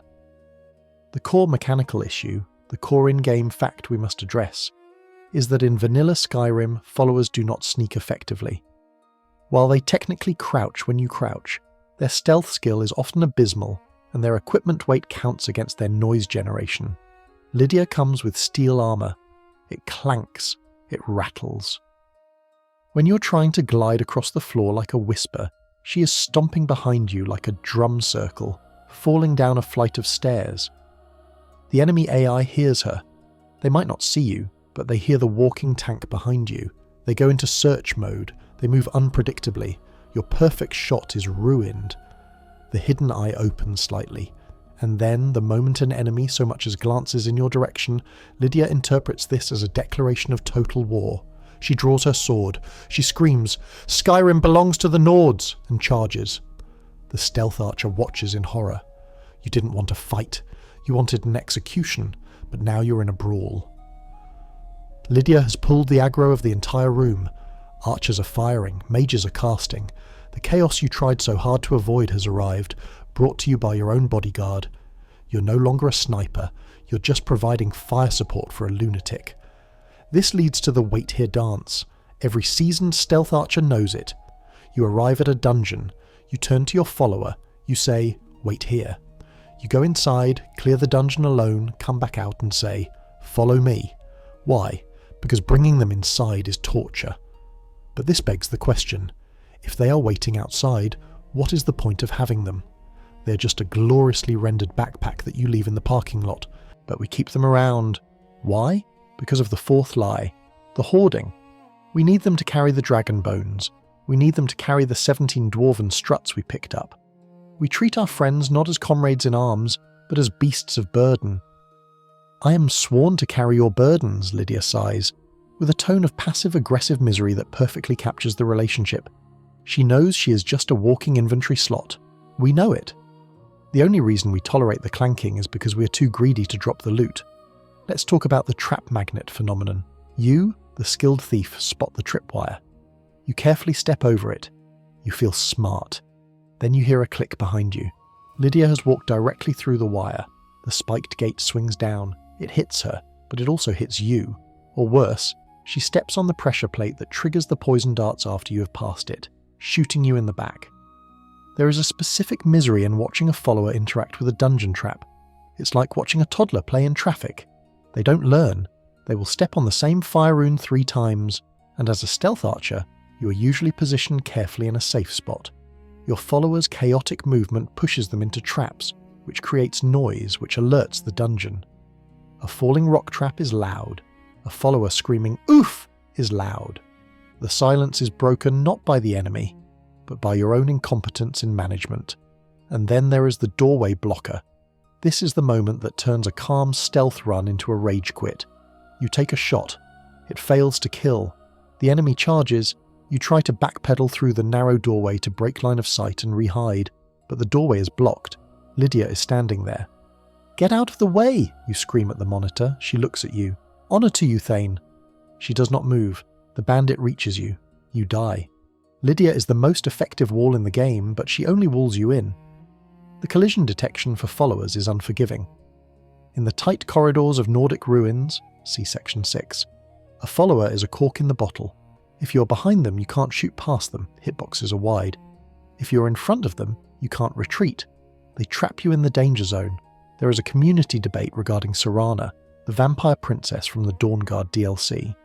Many consider her the best follower, because she is essential, powerful, and a mage, so she stays back. But for the stealth archer, she is a different kind of nightmare. Serana has a habit of resurrecting the first thing you kill. Scenario: you kill a bandit silently. Great. Serana: where'd you come from? Flash of purple light. She raises the bandit as a zombie. The zombie groans. Ooh! The zombie turns into an ash pile 60 seconds later. The zombie is loud. It draws attention. It gets in the way of your next shot. And the ash piles, they litter the floor, permanent stains on the environment. Serana turns your clean surgical stealth run into a messy necromantic circus. She's also prone to getting stuck in combat mode, casting ice spikes at a slaughterfish miles away while you're trying to sneak past a camp. Let's dig into an obscure lore mechanics tidbit. In the original release of Skyrim, followers had level caps. Lydia capped at level 50. This meant that eventually she became mathematically useless against high-level enemies. But more interestingly, the AI packages for housecarls are set to foolhardy. This is a literal setting in the creation kit. It means they will not flee from combat no matter the odds. This sounds brave, but for a stealth player it's disastrous. A cautious follower might hide with you. A foolhardy follower sees a legendary dragon and thinks, I can take him with this iron sword. Their bravery is a liability. Their programming forces them to reject the very premise of your build. There is also the issue of the kill steal. You line up a shot. You're waiting for the stamina bar to stabilize. You release. But a split second before your arrow lands, a lightning bolt from Mercurio hits the target. The target dies. Your arrow hits the wall. You wasted the shot. You wasted the durability. And worst of all, you didn't get the XP. Followers steal your experience points if they land the killing blow. For a build obsessed with grinding skills, the follower is a parasite, sucking up the glory and the progression. Consider Barbasser, the talking dog, a quest follower who is invincible. He sounds great on paper. In practice, he barks, constantly. Woof, woof, woof. Stealth is about audio cues. You need to hear footsteps. You need to hear unsheathing swords. You cannot hear anything over the dog. And Barbas has a unique mechanic where he nudges you. He physically pushes your character model. Imagine lining up a long-range shot and the dog bumps your elbow. You miss. It is maddening. The Daedric prince Clavicus Vile was right to want to get rid of him. This creates a paradox. The game feels lonely. Skyrim is a big, cold place. We want companionship. We want to hear Mjol the lioness tell us stories about her childhood. We want J'zargo to be arrogant, but the gameplay punishes us for it. The most efficient way to play, the stealth archer way, demands solitude. It demands that you cut ties with the cast of characters. You end up leaving them at home. You buy Breeze Home or build Lakeview Manor, and you fill it with housecarls and stewards who just sit there eating your bread. They become a collection of mannequins, much like your armour stands. You visit them, drop off your loot, and leave. Good to see you, my Thane, Lydia says. Goodbye, you say, already sprinting out the door. You're a negligent leader. You're a lone wolf who pays rent for a pack he never runs with. There is a specific quest, Boethia's Calling, that requires you to sacrifice a follower. For the stealth archer, this is often a cathartic moment. You take the follower who ruined the most sneak attacks, you lead them to the pillar and you end it. It feels less like a dark ritual and more like firing an incompetent employee. The stealth archer is the only build where sacrificing a friend feels like a tactical upgrade. Even the stealth-focused followers, like Cicero or the Dark Brotherhood initiates, are imperfect. They still have collision, they still get spotted. The AI simply cannot replicate the human player's intuition for shadow and light. They don't know that you know the guard's patrol route. They just follow the nav mesh. They are tethered to you by an invisible rubber band that snaps them into trouble constantly. So, you walk alone, you are the shadow in the dark, the wind on the mountain. But you're also just a guy talking to himself. The party is gone. The banter is gone. The shared triumph is gone. It's just you, the arrow, and the silence. And sometimes, in that silence, you almost miss the sound of Lydia setting off a flamethrower trap with her face. Almost. But while companions are a burden you can leave at home, there is one burden you cannot shed. Your race. Or rather, the lie that your race matters at all. You picked a wood elf because the internet told you to, didn't you? So you're sitting at the character creation screen and the prisoner cart has stopped. Hadvar is asking, who are you? You scroll through the list. Nord? Too loud. Orc? Too ugly. Breton? Too short. You stop on wood elf. Ah, you think, tapping your temple. The Bosmer have a +10 bonus to archery and a +5 to sneak. If I want to be the ultimate stealth archer, this is the mathematically correct choice. This is the 10th lie, the racial bonus misconception. We have convinced ourselves that your species determines your destiny. We believe that to be a thief, you must be a Khajiit. To be a sniper, you must be a Bosmer. We treat the starting stats as if they are hard-coded genetic limits that define the entire playthrough. But the reality of Skyrim's open-ended progression system is that your race stops mattering approximately 45 minutes after you escape Helgen. Let's look at the math, the cold, hard numbers that the min-maxers love so much. Yes, a Wood Elf starts with level 25 archery. A Nord starts with level 15. That is a 10-level difference. In the grand scheme of a game where skills cap at 100 and can be legendaried indefinitely, 10 levels is a rounding error. You can bridge that gap by shooting Feindel in the back for 10 minutes, or paying him to train you and then taking the gold back from his inventory, you monster. By the time you reach level 20, the starting bonus is completely irrelevant. A level 100 archer is a level 100 archer, whether they have pointy ears, fur, or tusks. The lie forces us into a cosmetic box. We pick the Wood Elf not because we like the lore of Valenwood, but because we are afraid of being suboptimal. We stare at the back of a character we don't really like for 200 hours because we wanted a 5% head start in the tutorial. And let's talk about the racial powers, the greater powers that are supposed to define your playstyle. The Bosmer get command animal. Be honest. How many times have you used this? Once? Maybe by accident? The ability to make a mud crab your ally for 60 seconds is not exactly a game changer when you're fighting a dragon priest.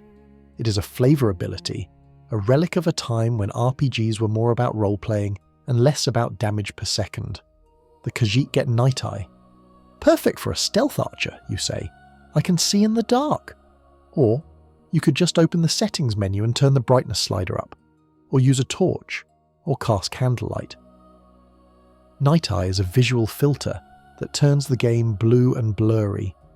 It often makes it harder to see depth. It's a cool concept, but mechanically it's a toggle you will likely forget exists after you get your first enchanted bow. Now, here is the twist, the core in-game fact that shatters the Wood Elf is best myth. If you actually want to be the deadliest stealth archer in the game, mathematically you shouldn't be an elf or a cat. You should be an orc. Yes, the Orsimer, the race associated with heavy armor, smithing, and screaming. Why? Because of Berserker Rage. This racial power doubles your damage output for 60 seconds, and here is the kicker, it doubles all damage, including sneak attacks. Let's do the math. A standard sneak attack is 3.0x damage. With Berserker Rage, that becomes 6.0x damage. If you are using daggers with the Assassin's Blade perk, 15.0x, and Shrouded Gloves, 30.0x, an orc can hit for 60.0x damage. There is no racial bonus in the game that competes with a flat 100% damage increase. The Ugly Brute is actually the most elegant assassin. The Wood Elf shoots an arrow, the orc shoots a tactical nuke, but we ignore this because it doesn't fit the aesthetic. We want the Legolas fantasy, not the Shrek with a sniper rifle reality. This leads to a fascinating community debate regarding movement speed. Did you know that movement speed in Skyrim is tied to the height of the character model? High Elves, Altmer, are the tallest race, scale 1.08. Wood Elves are among the shortest, scale 0.98. This means that High Elves actually run and walk faster than Wood Elves. If you are playing a kiting build, running away while shooting, the High Elf is superior.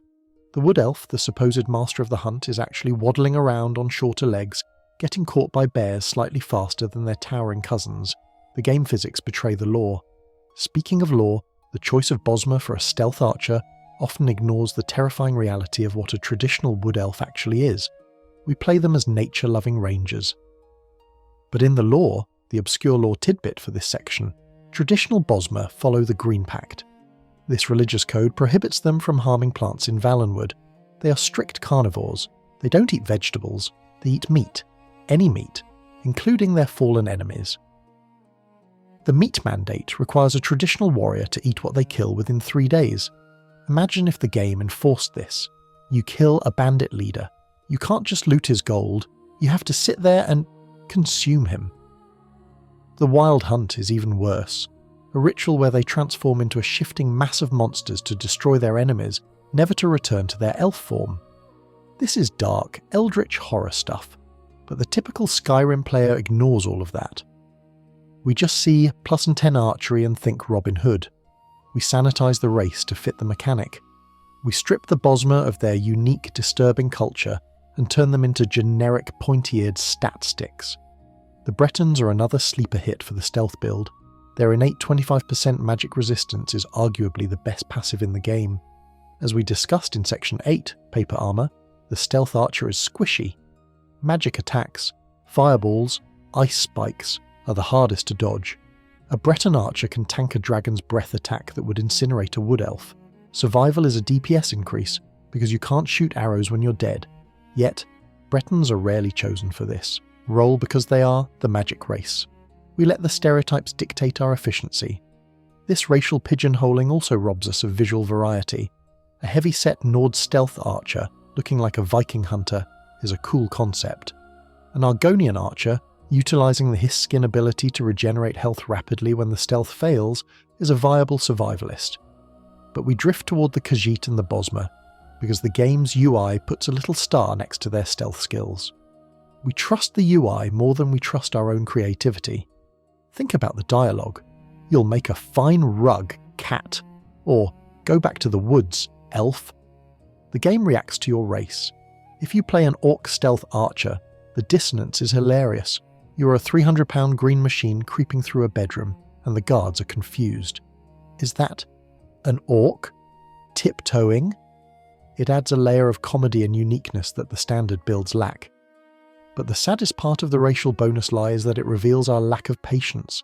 We pick the race with a head start because we want to be powerful now. We don't want to struggle through the first 5 levels where our aim is shaky and our damage is low. We want the instant gratification of the bonus. We're afraid of the gimp, the idea that by picking a red guard, who gets bonuses to one-handed and block, we are somehow wasting potential. In reality, the gimped character is often the most fun. A red guard archer has a backup plan. Adrenaline Rush gives infinite stamina for power attacks. If the bow fails, they draw a scimitar and go to town. The wood elf has no backup plan. If the bow fails, they have Command Animal, which usually results in them frantically gesturing at a skeever, while a bandit turns them into a kebab. The progression system of Skyrim is learning by doing. You get better at archery by shooting things. This means that any character who picks up a bow will eventually become a master. The racial stats are just a suggestion. They are training wheels, and by level 50 everyone takes the training wheels off. At level 50 every race has 100 archery. Every race has the same perks. The only difference is the racial power. And be honest, would you rather have make a bear like me for a minute, or take half damage from magic, Breton or double all damage, orc? The stealth archer archetype has become so homogenized that even the racial choice feels mandatory. It's a uniform. I am playing Skyrim today. I will be a female wood elf with the ponytail hairstyle and the war paint over the eyes. It's a meme. It's a clone. You are printing a copy of a character you saw on a forum in 2012. There is a sense of liberation in breaking this mold. Try playing a high elf archer, an arrogant Thalmor deserter who deems melee combat beneath him. Try playing an Argonian who strikes from the water, using water breathing, a severely underutilized mechanic. Try playing a Nord who uses the bow to hunt but isn't afraid, to shout faces off when things get loud. The game supports all of this. The lie is that you need the +10 to survive. You don't. You need the imagination to make it work. The +10 is a trap. It traps you in a playstyle before you've even swung a sword. It tells you, this is what you're good at, so don't try anything else. So, look at your character. Are you really a proud son of Valenwood, protecting the Green Pact? Or are you just a guy who wanted slightly less crosshair sway in the tutorial? If you picked Bosmer, you fell for the marketing, you bought the starter pack, and now you're stuck with a racial power you never use and a height disadvantage that makes you run slower than a librarian wizard. But the race you choose is only the beginning of the slowness, because once you enter the world, you realise that the stealth lifestyle is not a high-octane thrill ride. It is a slow, agonizing crawl that bleeds your real-world time away, one crouch step at a time. Let's take a moment to consider the knees. The Dragonborn's knees are the unsung heroes of the 4th era. They do not buckle under the weight of 10,000 cheese wheels. They do not shatter when dropping from a mountain ledge. But most impressively, they endure a state of permanent agonizing flexion that would cripple a normal mortal within hours. This brings us to the 11th lie, the agonizing pace of the crutch. We have spoken of the thrill of the hunt, the tension of the unseen, but if we strip away the cinematic editing of our memories, what is the actual, moment-to-moment gameplay of a stealth archer? It is staring at the floor textures. It is moving at the speed of a heavily sedated tortoise. It is a self-imposed slow-motion mode that turns a tight 20-minute dungeon romp into a 2-hour ordeal of creeping, stopping, and creeping again. The default movement speed of a sneaking character in Skyrim is a punishment. It is roughly half the speed of a normal jog. If you are walking, toggle to walk while sneaking, you are moving so slowly that tectonic plates are arguably making better time. This slowness is the price you pay for safety. The game offers you a transaction. You can be invisible, but you must also be immobile. And so, you accept the deal. You press the control key or click the stick. The camera drops 2 feet. The world becomes larger, more imposing. Your perspective shifts from that of a hero striding through the halls to that of a scavenger scuttling along the baseboards. You spend the majority of your playthrough looking at the boots of your enemies or the intricate detailing of the rug physics. You become intimate with the ground. This creates a severe pacing problem. Skyrim is a massive game. The map is huge. The dungeons are long. By choosing to sneak everywhere, you're effectively doubling the length of the game, but not by adding content, by adding travel time. You're stretching the butter over too much bread. You walk into a room, you stop, you inch forward, you check the corners, you inch forward again. A warrior would have already cleared the room, looted the chest, and been halfway to the next zone. You are still deciding which shadow looks the most comfortable. To combat this, the game offers you a perk at sneak level 50, Silent Roll. Sprinting while sneaking executes a silent forward roll. This perk is the stealth archer's desperate attempt to reclaim their time. But have you looked at it? Really looked at it? It is the most ridiculous animation in the entire game. You are a master assassin, a phantom of death, somersaulting repeatedly down a hallway like a chemically imbalanced gymnast. The silent roll breaks the immersion of the cool sniper faster than anything else. You roll into a room, you roll up the stairs, you roll into enemies. It turns the Dragonborn into a sentient tumbleweed, and the physics of it are absurd. You are rolling with a bow in your hand, a quiver on, your back, and potentially wearing hardened leather or glass armor. The noise should be deafening. It should sound like a toolbox falling down a fire escape. Yet, it is silent. We use the roll not because it's tactical. Rolling actually locks you in an animation where you can't shoot, but because we are bored. We are desperate to get from point A to point B without standing up and breaking the roleplay. We roll because the crawl has broken our spirit. There is a core in-game fact regarding the search phase that exacerbates this slowness. When you shoot an enemy and don't kill them, or when their friend dies, the AI enters combat alert. They run around, they check spots. This phase can last for a solid minute or two. The warrior keeps fighting. The stealth archer waits. You have to wait for the red dot to turn back to an open eye, and then to a closed line. You are literally waiting for the game to stop being a game so you can resume playing solitaire. This waiting game is the dirty secret of the build. How much of your playtime is spent huddled in a corner, hands off the keyboard controller, waiting for a bandit to say, "Guess it was nothing." You're on a timeout. You put yourself in the timeout corner, you check your phone, you take a sip of water, you are disengaged, the pacing flatlines. Let's bring in an obscure lore tidbit. There is a standing stone in the game called the Steed Stone. It removes the weight penalty of armor and adds carry weight. It is the stone of movement, of freedom. Its lore description speaks of the impatient spirit, the desire to roam unhindered. The stealth archer usually picks the Thief Stone for leveling, or the Shadow Stone for invisibility. The Shadow Stone offers a power to become invisible for 60 seconds once a day. But think about the lore of the shadow. It is cold, it is still. It is the absence of light and heat. By aligning yourself with the shadow, you are aligning yourself with stasis. You are freezing yourself in time while the world moves on without you. There is a community phenomenon known as the sneak archer speedrun fail. Speedrunners, the people who beat Skyrim in 30 minutes, never play stealth archers. It is physically impossible to speedrun the game using this method, because the method is the antithesis of speed. The stealth archer is the slow run. It is a celebration of inefficiency. And yet, we convince ourselves we are being efficient because we used fewer potions. We value the conservation of resources over the conservation of our own lifespan. Consider the backtrack. You clear a dungeon, you reach the end. You find the exit is a ledge you can't climb, or you missed a chest. You have to go back. The warrior runs back. The stealth archer, paralysed by the habit of caution, often sneaks back, even when the dungeon is empty.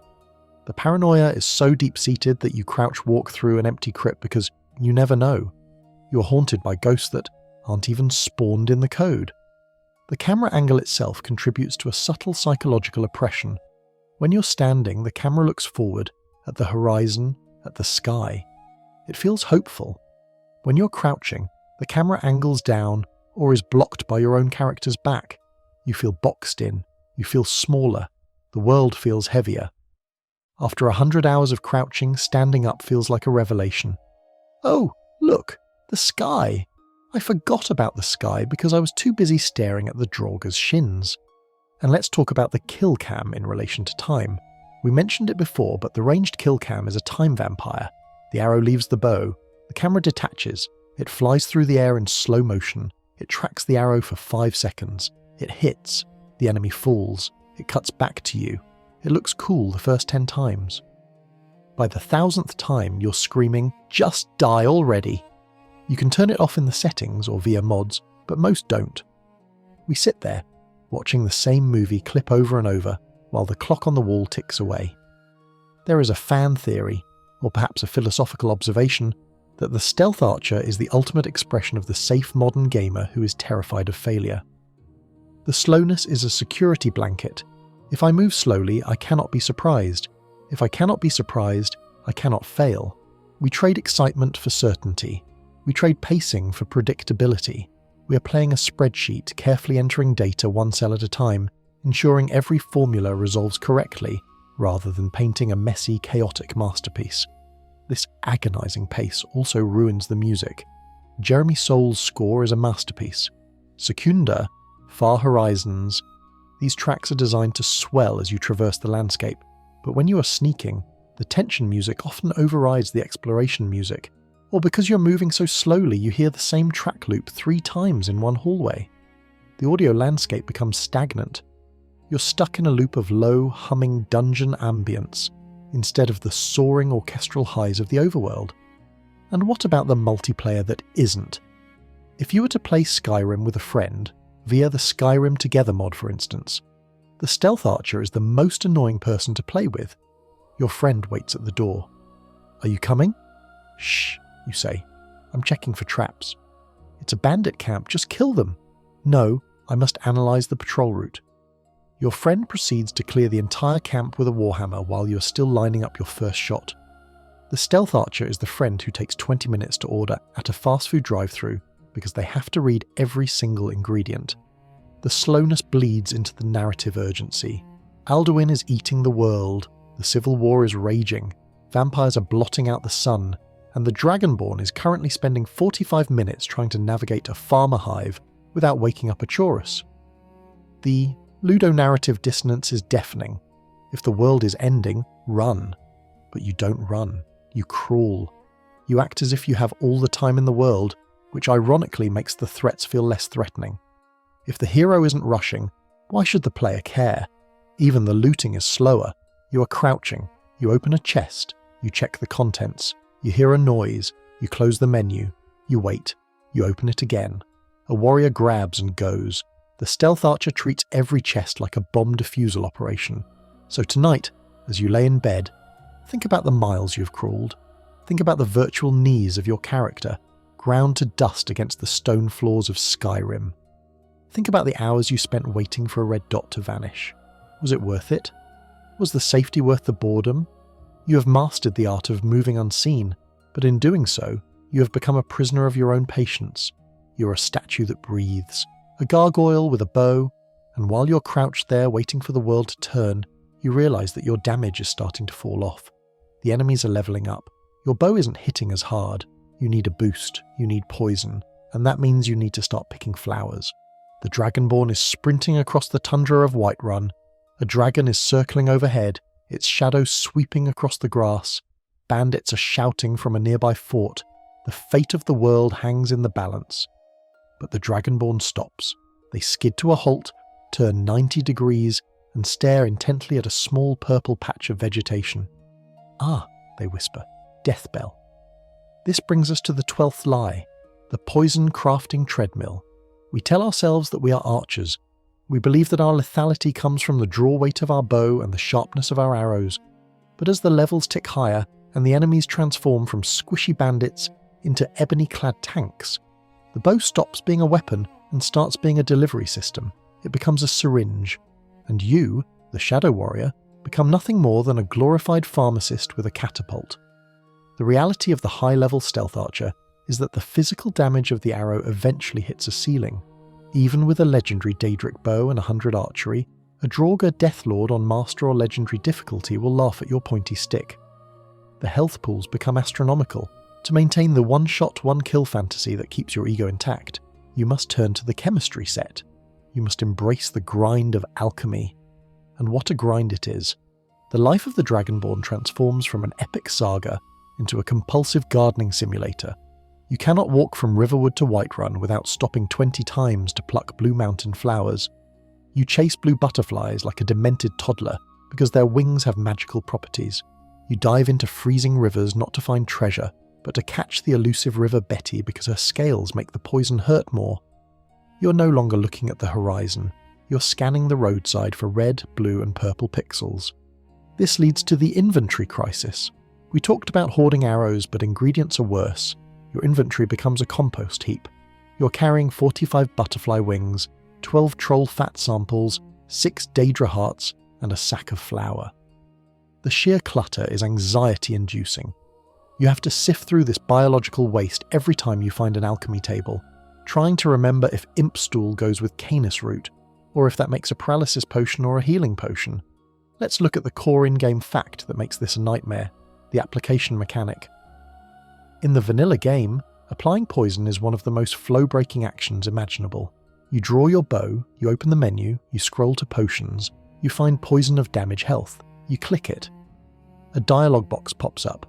Do you want to apply this poison to your weapon? You click yes. You close the menu. You shoot one arrow, the poison is gone. If you want to poison the next guy, you have to do it again. Even with the concentrated poison perk in the alchemy tree, which allows a poison to last for 2 hits, you are still spending 50% of your combat time navigating a user interface. You are fighting the menu, not the dragon. The rhythm of combat, draw, loose, is shattered.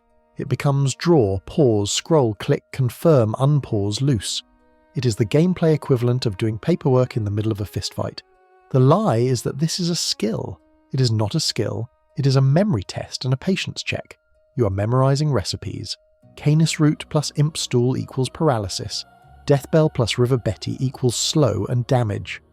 You become obsessed with these combinations. You start viewing the world through the lens of potential toxicity. A beautiful grove of trees is just a source of beehives. A spooky swamp is just a farm for swamp fungal pods. You strip the world of its aesthetic value and reduce it to its alchemical utility. And let's talk about the consumption. To learn the first effect of an ingredient, you have to eat it. Just think about that for a second. The Dragonborn, the hero of prophecy, stands in a cave and eats a giant's toe. They eat a handful of vampire dust. They munch on a fulmer ear. The sound effect, that distinct crunch, is horrifying when you consider what is actually entering your stomach. You're eating raw, rotting biological matter to learn that it damages stamina. The stealth archer is not a sophisticated assassin. They are a garbage disposal unit with a digestive system of steel. There is a community debate that dominates this aspect of the game, the restoration loop. This is the nuclear option of alchemy. By stacking Fortify alchemy gear to craft Fortify restoration potions, which the game code treats as buffing all skills, players can create an infinite feedback loop. They eventually craft a bow that deals 284,020,492 damage, and a poison that paralyzes an enemy for 50 real-time years. The debate is this cheating or is it lore-accurate chim? Many stealth archers succumb to this temptation. They justify it by saying, the enemies are sponges, so I'm just evening the odds. But once you touch the loop, the game dies. If you can kill Alduin by looking at him, there is no game left. The Poison Crafting Treadmill leads you to the edge of this abyss. You want the damage to go up, you chase the numbers, and eventually you break the math so hard the universe collapses. Lore-wise, let's look at the Herbalist's Guide to Skyrim. It's a book you can find in-game. It describes the local flora with a quaint academic tone. But there is a darker implication in the lore associated with the Dark Brotherhood and Babette. Babette is a vampire child who is a master alchemist. She tells stories of using poisons to kill in subtle, terrifying ways. She represents the true nature of what you're doing. Alchemy in Skyrim is often associated with the torture chambers found in forts. You almost always find an alchemy table next to a rack or a cage. It is a dark art. It is the science of suffering. By relying on poisons, the stealth, archer is admitting that their martial skill is insufficient. A true warrior relies on their arm. A mage relies on their mind. You rely on a bottle of green goo you mixed in a basement. It feels underhanded. Not in the cool rogue way, but in the I need a crutch way. Consider the weight problem. Potions weigh 0.5 units each. This doesn't sound like much. But you craft 50 of them just in case. That's 25 units of weight. That's a breastplate. You're carrying a liquid breastplate in your backpack. You become over-encumbered constantly, not by loot, but by your own preparations. You're weighed down by your fear of running out of damage. And the visual feedback? Underwhelming. You shoot a guy with a damage health poison. He glows green for a second. That's it. There is no frothing at the mouth, no convulsing unless you use paralysis. It's just a coloured shader. You don't get the satisfaction of seeing the poison work. You just see the health bar slide down a bit faster. It's anticlimactic. The treadmill aspect comes from the fact that you can never stop. You shoot the arrow, the poison is used. You need more, so you have to go back to the swamp. You are trapped in a loop of harvest, craft, shoot, harvest. You can never truly rest. You can never just play. You're always working for your next kill. The warrior repairs their armor maybe once every few hours. You're crafting ammo modifiers every single combat encounter. There is also the value distortion. The most valuable potions, like Fortify Health plus Damage Magicka, plus Regenerate Stamina, a nonsense mix, grant the most XP. So, the efficient stealth archer spends hours crafting useless sludge just to level up. You become a manufacturer of snake oil. You sell these useless potions to merchants, effectively scamming the economy of Skyrim just to get the perk points to make your poisons slightly more lethal. You are flooding the market with garbage to fund your addiction to Deathbell. The reliance on paralysis poison specifically is an admission of fear. You don't want to fight the enemy. You want to turn them into a statue so you can shoot them while they're helpless. It removes the AI from the equation entirely. A paralyzed enemy has no tactics. They just fall over stiffly. It looks goofy. It turns a terrifying bear into a tipped-over cow. It robs the encounter of its dignity. And what about the enemies who are immune? Dwarven automatons, vampires to some poisons, red guards, 50% resistance. When your poison fails, the stealth archer panics. Why isn't he glowing green? Why is he still running at me? You realise that you have neglected your raw damage for chemical assistance, and now that the chemicals don't work, you're hitting them with a wet noodle. The ultimate irony is the White Phial quest. You seek the legendary refilling potion bottle, the ultimate alchemist's dream, and when you finally fix it, you get one type of liquid, a small buff. It's underwhelming. It symbolises the entire alchemy systems, a lot of effort for a momentary, fleeting advantage. So picture your Dragonborn. They are covered in mud from the swamp. Their fingers are stained with nern root. They smell like troll fat. They are crouched in a bush, frantically mixing ingredients in a mortar and pestle while a dragon burns down a village nearby. Just a second, they yell. I need to make a potion of resist fire. It's not heroic. It's domestic. It's tedious. It is a job. You have turned the adventure of a lifetime into a chemistry homework assignment. But even with the deadliest poisons, even with the paralytic toxins that can fell a giant, there is one enemy that exposes the fundamental flaw of the stealth archer more than any other. An enemy that does not respect your stealth, does not land where you want, and demands you look up at the sky. The music shifts again, but this time it is not the rhythmic drumbeat of a bandit ambush. It is the chanting of a choir. It is the deep resonant booming of drums that sound like heartbeats. A shadow sweeps across the ground, moving faster than any cloud. You hear the roar, a sound like tearing metal, and in this moment the stealth archer looks up and realizes the 13th lie, the anti-air dragon problem. The game is called Skyrim. The logo is a dragon. The main quest is about dragons. You are the Dragonborn, and yet the build you have spent 50 hours perfecting is fundamentally, mechanically, and philosophically unsuited to fighting the game's primary antagonist. Let's analyse the geometry of the failure. The stealth archer relies on two things: breaking line of sight and predicting enemy movement. A dragon negates both. It flies. It occupies the Z-axis in a way no other enemy does. You cannot hide behind a rock when the enemy is directly above you. The dragon has the ultimate high ground. To a dragon, your cover is just a dinner plate. When a dragon attacks, it enters a strafing run pattern. It circles, breathes fire or frost, and then flies off to turn around. As a stealth archer, you're stuck on the ground, craning your neck, spinning your camera wildly. You draw your bow, you aim at the sky.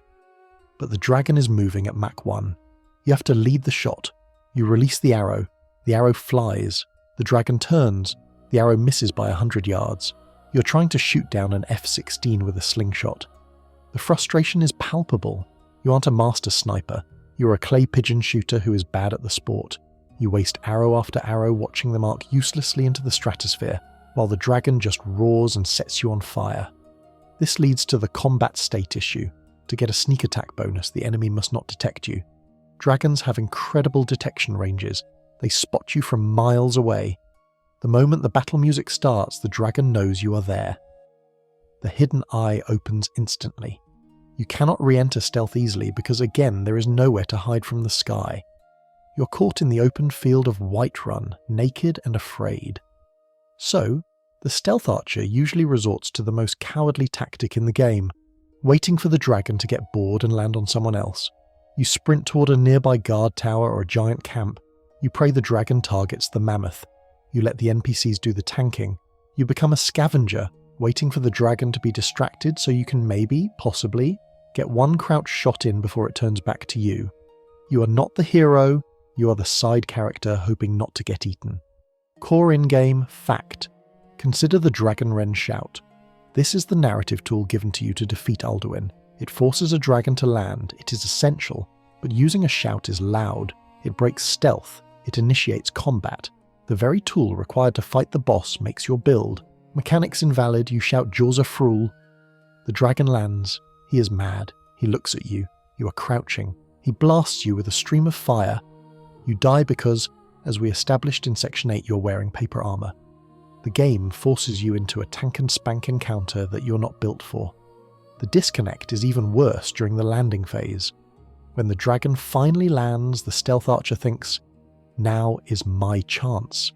But dragons rarely land where you want them to. They land on rooftops. They land on the other side of a mountain. They land in the middle of a forest where the trees block your shot.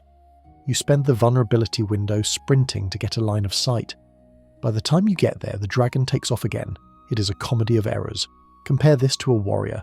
The dragon lands, the warrior charges, clang, shield bash to the snout, slash, sword to the wing. It feels visceral, it feels correct. The stealth archer is usually hiding behind a burning cart, peeking out to shoot an arrow into the dragon's tail. It lacks dignity. There is a community debate regarding dragon difficulty mods. Many players install mods like Deadly Dragons because vanilla dragons are too easy.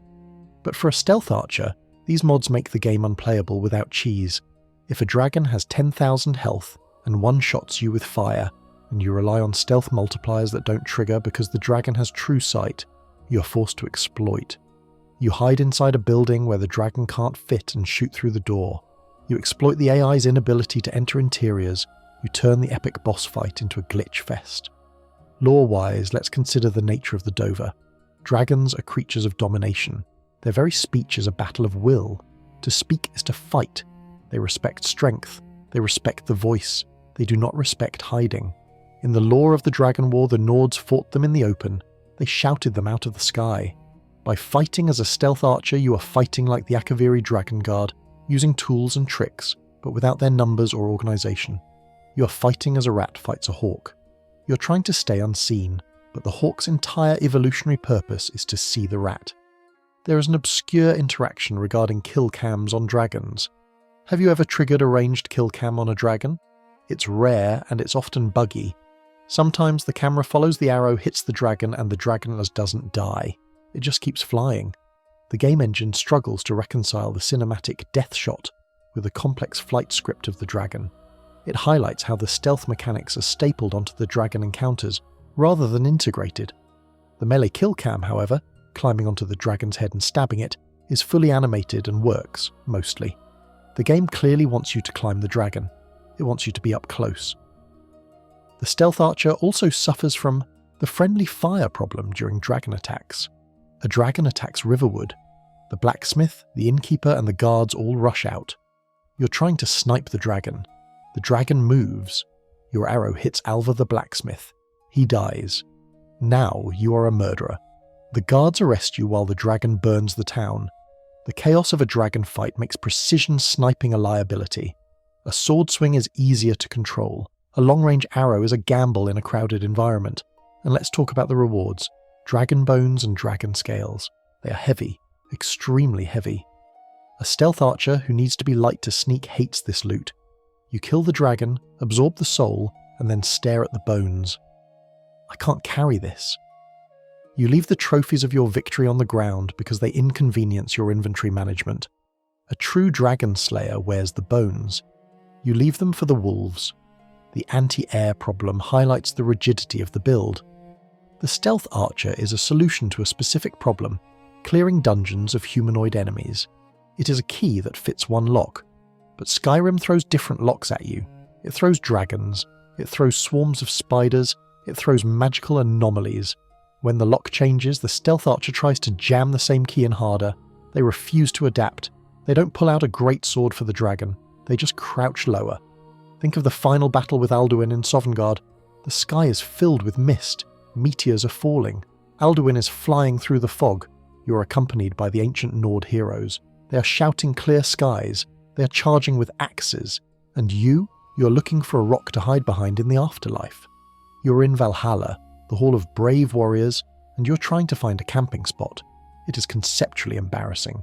The heroes of Sovngarde must look at you and wonder, this is the saviour? The one who cowers? The narrative demands a champion who stands tall against the World Eater. The gameplay delivers a champion who treats the World Eater like a really big bandit who needs to be poked from 50 meters away.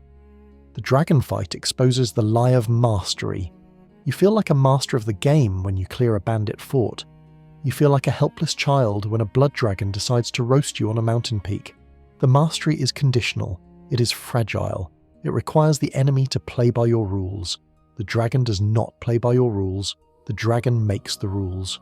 So, the next time you hear that roar, and you feel that spike of anxiety, not the thrill of battle, but the annoyance of, oh great, now I have to deal with this, recognize it for what it is. It is the realization that your build is a fraud. You're a predator of the weak, but prey to the strong. And if the dragons are the chaotic force of nature that exposes your weakness, the rewards you seek, the artifacts of the Daedric princes, expose your hypocrisy. You serve entities of madness and destruction, but you use their gifts in the most boring way possible. You stand in the basement of your Hearthfire Manor, Lakeview perhaps, or Heljartian Hall. The lighting is dim, save for the eerie, pulsating glow of your display cases. You walk past the mannequin wearing the Emperor's robes. You pause before a weapon rack. On it rests a mace that looks like a rusty cage, a sword that burns with the light of a star, and a hammer that glows green and pulses with the heartbeat of a dead god. You look at them, you think, neat. And then you walk upstairs, grab your bow and leave. This brings us to the 14th lie, the Daedric artifact disconnect. The Elder Scrolls series is defined by its pantheon of Daedric princes, entities of chaos, change, domination, and madness. Their quests are the highlights of the game. offering twisted moral choices and rewards that are supposed to be game-changing. These artifacts are legendary. They have names that strike fear into the hearts of mortals. Volendrung, Mehrunes' Razor, the Mace of Molag Bal, Dawnbreaker. But for the Stealth Archer, these items are not weapons. They are paperweights. They are trophies for a museum that only you visit. By choosing the path of the Silent Bow, you're actively rejecting the most interesting, unique, and visually spectacular tools the developers created. You are the curator of the apocalypse, collecting the weapons of mass destruction, locking them in a glass case, and going out to fight the war with a sharpened stick. Let's look at Dawnbreaker. Meridia's beacon, a new hand touches the beacon, is a meme for a reason. It is loud. It is demanding. But the sword itself is a masterpiece of anti-undead warfare. When it kills a Druiger, it has a chance to trigger a massive explosion of holy light that burns everything nearby and turns undead to ash. It is glorious. It is chaotic. It lights up the dungeon like a flare. The Stealth Archer hates it. Why? Because explosions are not subtle. If you stab a Draugr and he explodes, every other Draugr in the crypt wakes up. The light ruins your night vision. The noise ruins your stealth meter. Dawnbreaker punishes you for being a sneak, so you take this divine gift, this beacon of light meant to purge the darkness, and you stuff it in a chest in Breezeholm, never to be seen again.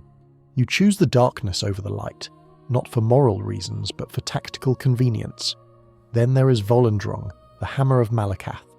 It swings as fast as a greatsword and absorbs stamina. It allows for infinite power attacks. It turns the Dragonborn into a relentless smashing machine. It is the ultimate expression of the warrior. Holding it makes you feel like a giant. But you can't sneak attack with a warhammer. Well, you can, but it's awkward and loud. You can't snipe with a warhammer, so the Hammer of Might becomes a wall decoration. You deny yourself the visceral joy of crushing a centurion into scrap metal because you are addicted to the thwip sound of your bow. Even the artifacts that should appeal to a stealth build are often rejected or misunderstood. Take the Ebony Mail, the artifact of Boethia. It is heavy armour, which is already a strike against it for many purists, though it has the Muffle enchantment. But its unique property is the Poison Cloak. When you crouch, you're surrounded by a swirling black mist that poisons enemies who get too close. Here is the core in-game fact that ruins it. The Poison Cloak counts as an attack. If you're sneaking up on an enemy to backstab them or get a point-blank shot and you get too close, the cloak deals damage. The enemy shouts, "What was that?" and turns around. The combat state triggers. Your sneak attack bonus vanishes. The very item designed for stealth assassins actively sabotages the remain undetected mechanic, because the game engine treats the poison aura as an act of aggression. So, the Stealth Archer puts it on a mannequin because it's too risky. And let's talk about the Wabberjack, the Staff of Sheogorath. It is the embodiment of RNG, random number generation. It might turn the enemy into a chicken, it might heal them, it might explode them. It is pure, unadulterated fun. It breaks the monotony. But the Stealth Archer despises RNG. The entire build is about controlling variables. You want to know exactly how much damage you will do. You want the outcome to be certain. The Wabberjack introduces chaos, and chaos is the enemy of the spreadsheet. You are playing the role of a grim, humorless executioner in a world that allows you to turn giants into sweet rolls. You are being boring on purpose. There is a fan debate surrounding the skeleton key. This is the one Daedric artifact, technically, that stealth archers actually use. It is an unbreakable lockpick. To finish the Thieves Guild questline, you must return it to the Twilight Sepulchre. But many players, perhaps most, refuse to return it. They keep it. They leave the quest unfinished forever. This highlights the selfish, utility-focused mindset of the build. The narrative demands you return the key to restore luck to the guild and honor Nocturnal. It's a moment of sacrifice. But the Stealth Archer says, "No, I hate the lockpicking minigame. I keep the key." We sacrifice the narrative resolution for a quality of life convenience. We leave the guild cursed just so we don't have to buy lockpicks, which are cheap and everywhere anyway. It is the ultimate act of petty hoarding. Consider the Mace of Molag Bal. Its enchantment traps souls. It demands you get up close and beat the life out of your victim. It's a brutal, personal weapon. The Stealth Archer traps souls using a bow with the Soul Trap enchantment. It's impersonal. I'll take your soul from over here, thanks. You sanitize the dark act of necromancy. You don't want to get blood on your gloves.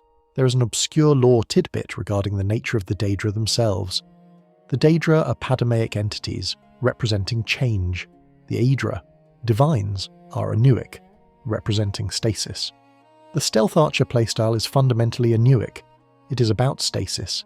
It is about keeping the world still. You want enemies to stand still. You want to remain in one spot. You repeat the same loop over and over. You are the antithesis of the Daedric spirit. You are boring the Daedric princes. Shea Gorath would look at a Stealth Archer, a mortal spending 200 hours crouching in the dark doing the exact same thing, and probably banish them to the Shivering Isles just to force them to do something interesting. The visual noise of the artifacts is another factor.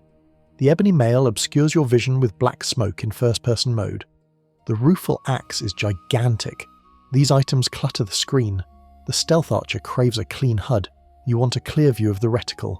You reject the cool factor of the gear because it interferes with your sightlines. You maximize efficiency at the cost of aesthetic brilliance. And what about Spellbreaker? The Dwemer's Daedric Shield of Periite. It creates a magical ward that blocks dragonfire and shouts. It is the single best defensive item in the game. It solves the anti-air dragon problem we discussed in section 13. If you use this shield, you could tank a dragon, but you don't use shields, you use a bow. So Spellbreaker, the ultimate magical defense, collects dust while you hide behind a rock burning to death. You have the solution to your problems in your inventory, but your build identity forbids you from using it. The Daedric disconnect is also about the crafting loop versus the quest loop.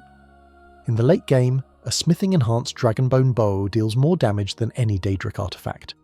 The game's crafting system allows you to make generic weapons that are mathematically superior to the gifts of the gods. This creates a narrative deflation. You do a long, harrowing quest for Molag Bal and he gives you a mace. You look at the stats. My iron mace I made in the basement is better than this. The Stealth Archer is the primary victim of this, because the build relies so heavily on raw damage numbers to secure the one shot. You are forced to abandon the unique items for the stat sticks. You prioritize the math over the myth. You become a secular hero in a world of active deities, not because of disbelief, but because the deities drop mid-tier loot. Think about the Ring of Namira. It allows you to eat corpses for health and stamina regeneration. It fits the Bosmer lore we discussed. It fits the survivalist theme, but do you use it? No, because it requires you to interact with the body. You just want to loot and leave. You don't want the animation. You don't want the stigma. You want the clean kill. The ultimate irony is the Ogma Infinium, the Book of Hermaeus Mora. For years, this was used solely for an exploit to max out all skills instantly. Players didn't read it for the lore. They spammed the bookshelf glitch. This encapsulates the stealth, Archer's relationship with Daedric artifacts. How can I exploit this to make my numbers go up? We don't revere the artifact, we abuse it or ignore it. So, you look at your weapon rack. You see the history of Tamriel, weapons that have toppled empires, killed kings, and severed the threads of fate. They are vibrant, dangerous, and alive. And then you look at your bow. It's a piece of wood or bone with some string. It's quiet. It's safe. It's boring. You have chosen the boring stick. You have chosen to be a janitor in a world of rock stars. You have turned the volume knob of Skyrim down to 0, both literally and metaphorically. And as you place the final Daedric artifact on its rack, completing your collection, you realize the final crushing truth. You have won. You have beaten every enemy. You have collected every item. You are undetectable, invincible, and rich, and you have never been more bored in your life. You are standing on the throat of the world. The wind whips the snow around your ankles. Parthenax is perched above you, meditating on the nature of words. You look out over the province of Skyrim. You can see Whiterun in the distance, a small smudge of brown against the green tundra. You can see the High Hrothgar monastery. You can see the world you have saved, and you feel nothing. This is the final, most devastating lie, the death of challenge. The journey of the Stealth Archer is a parabola. At the beginning, it is a struggle for survival, a desperate attempt to stay unseen because being seen means death. In the middle, it is a satisfying power trip, a game of cat and mouse where you are the increasingly competent cat. But at the end, the true end, it is a flat line. The lie we told ourselves was that optimization was the goal. We believed that if we could just get the bow damage high enough, if we could just get the sneak skill to 100, the game would be perfect. But the game is not perfect. The game is over. Not because the credits rolled, but because you solved the equation. When you enter a dungeon at level 81, fully perked, fully enchanted, with your legendary gear, you're no longer playing the Elder Scrolls Fist Skyrim. You're playing a walking simulator with a delete button. You point at a Draugr, click, deleted. You point at a Dragon Priest, click, deleted. There is no tension. There is no, will I survive this? There is only the administrative task of clearing the room. The hidden eye never opens. The combat music never starts. You move through the world like a developer flying through the level in no-clip mode. You have optimized the fun out of the experience. The challenge is the friction that makes the victory sweet. Without the risk of failure, success is just a data entry. Let's look at the core in-game fact that embodies this existential crisis. The Ebony Warrior. Once you reach level 80, a massive Redguard warrior clad in enchanted ebony armor appears in a city. He approaches you. He says he's done everything. He has slain dragons, bandits, and kings. He is bored. He wants a warrior's death. He challenges you to meet him at the last vigil. The Ebony Warrior is a mirror. He is you. He is the end state of the Stealth Archer, or any overpowered build really, but poetically he fits the Archer's plight. He has conquered the world, and his reward is emptiness. He realizes that a world without challenge is a prison. He seeks death because death is the only new experience left. And how does the Stealth Archer treat this tragic, majestic figure? Do you meet him in honourable single combat? Do you clash steel against steel on the mountaintop? No. You crouch behind a rock. You shoot him with a paralysis poison. You pepper him with arrows while he is lying stiff on the ground. You deny him his warrior's death. You treat the final boss of the game with the same detached clinical efficiency that you treated the first skeever in the tutorial.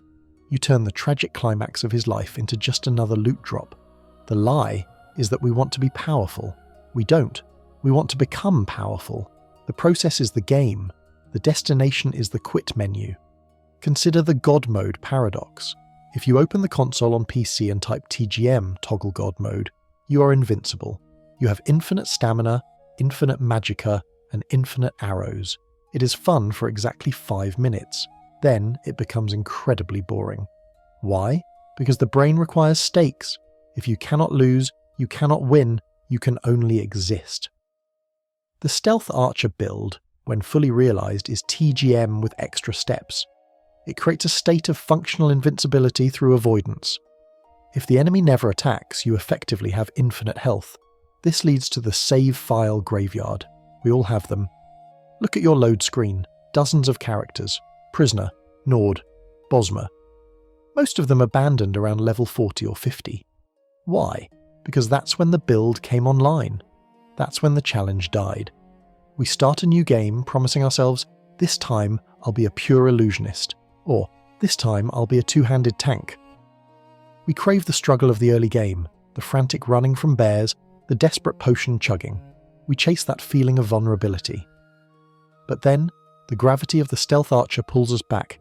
We find a bow, we crouch, and the cycle of efficiency begins again, leading inevitably to the same boredom. It is a curse. We are Sisyphus, but instead of pushing the boulder up the hill, we are sniping the boulder from the bottom and wondering why we aren't getting any exercise. There is a community debate regarding the Radiant Quest system. The infinite randomly generated quests like kill the bandit leader at Valtheim Towers, given by the companions or the Jarls. Bethesda designed this so you could play forever. But for the Stealth Archer, these quests are a nightmare of monotony. You fast travel, you sneak, you shoot one guy, you fast travel back. The gold reward, 500 septims, is meaningless because you have 500,000 septims in your pocket. You are the richest person in Tamriel, doing hit jobs for pocket change because you don't know what else to do. You buy everything.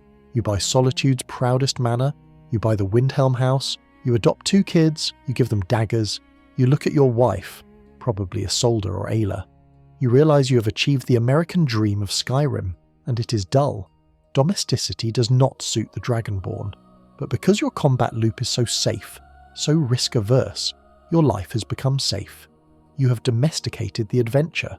Lore-wise, let's touch on the metaphysical concept of the prisoner in Elder Scrolls lore. Sotha Sil, the clockwork god, speaks of the prisoner as a being who can see the walls of the reality and transcend them. The prisoner has the power of choice. They can be anything. But the tragedy of the prisoner is that once they have made all the choices, once they have mastered the systems, they see the code. They see the artificiality. When you are a low-level scrub, the Draugr are scary monsters. When you are a level 80 stealth archer, the Draugr are just NPC Draugr variants of 4 with a hitbox. You stop seeing the world and start seeing the mechanics.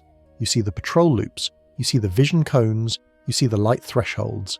The magic of the world evaporates, replaced by the cold logic of the game engine. You have achieved Shim, the state of realizing you're in a dream-shus game. But instead of becoming a god, you just became a bored gamer. This death of challenge also kills the economy. We mentioned the hoarding earlier, but in the endgame, loot is actually a burden. You open a chest, it has an ebony sword of the vampire.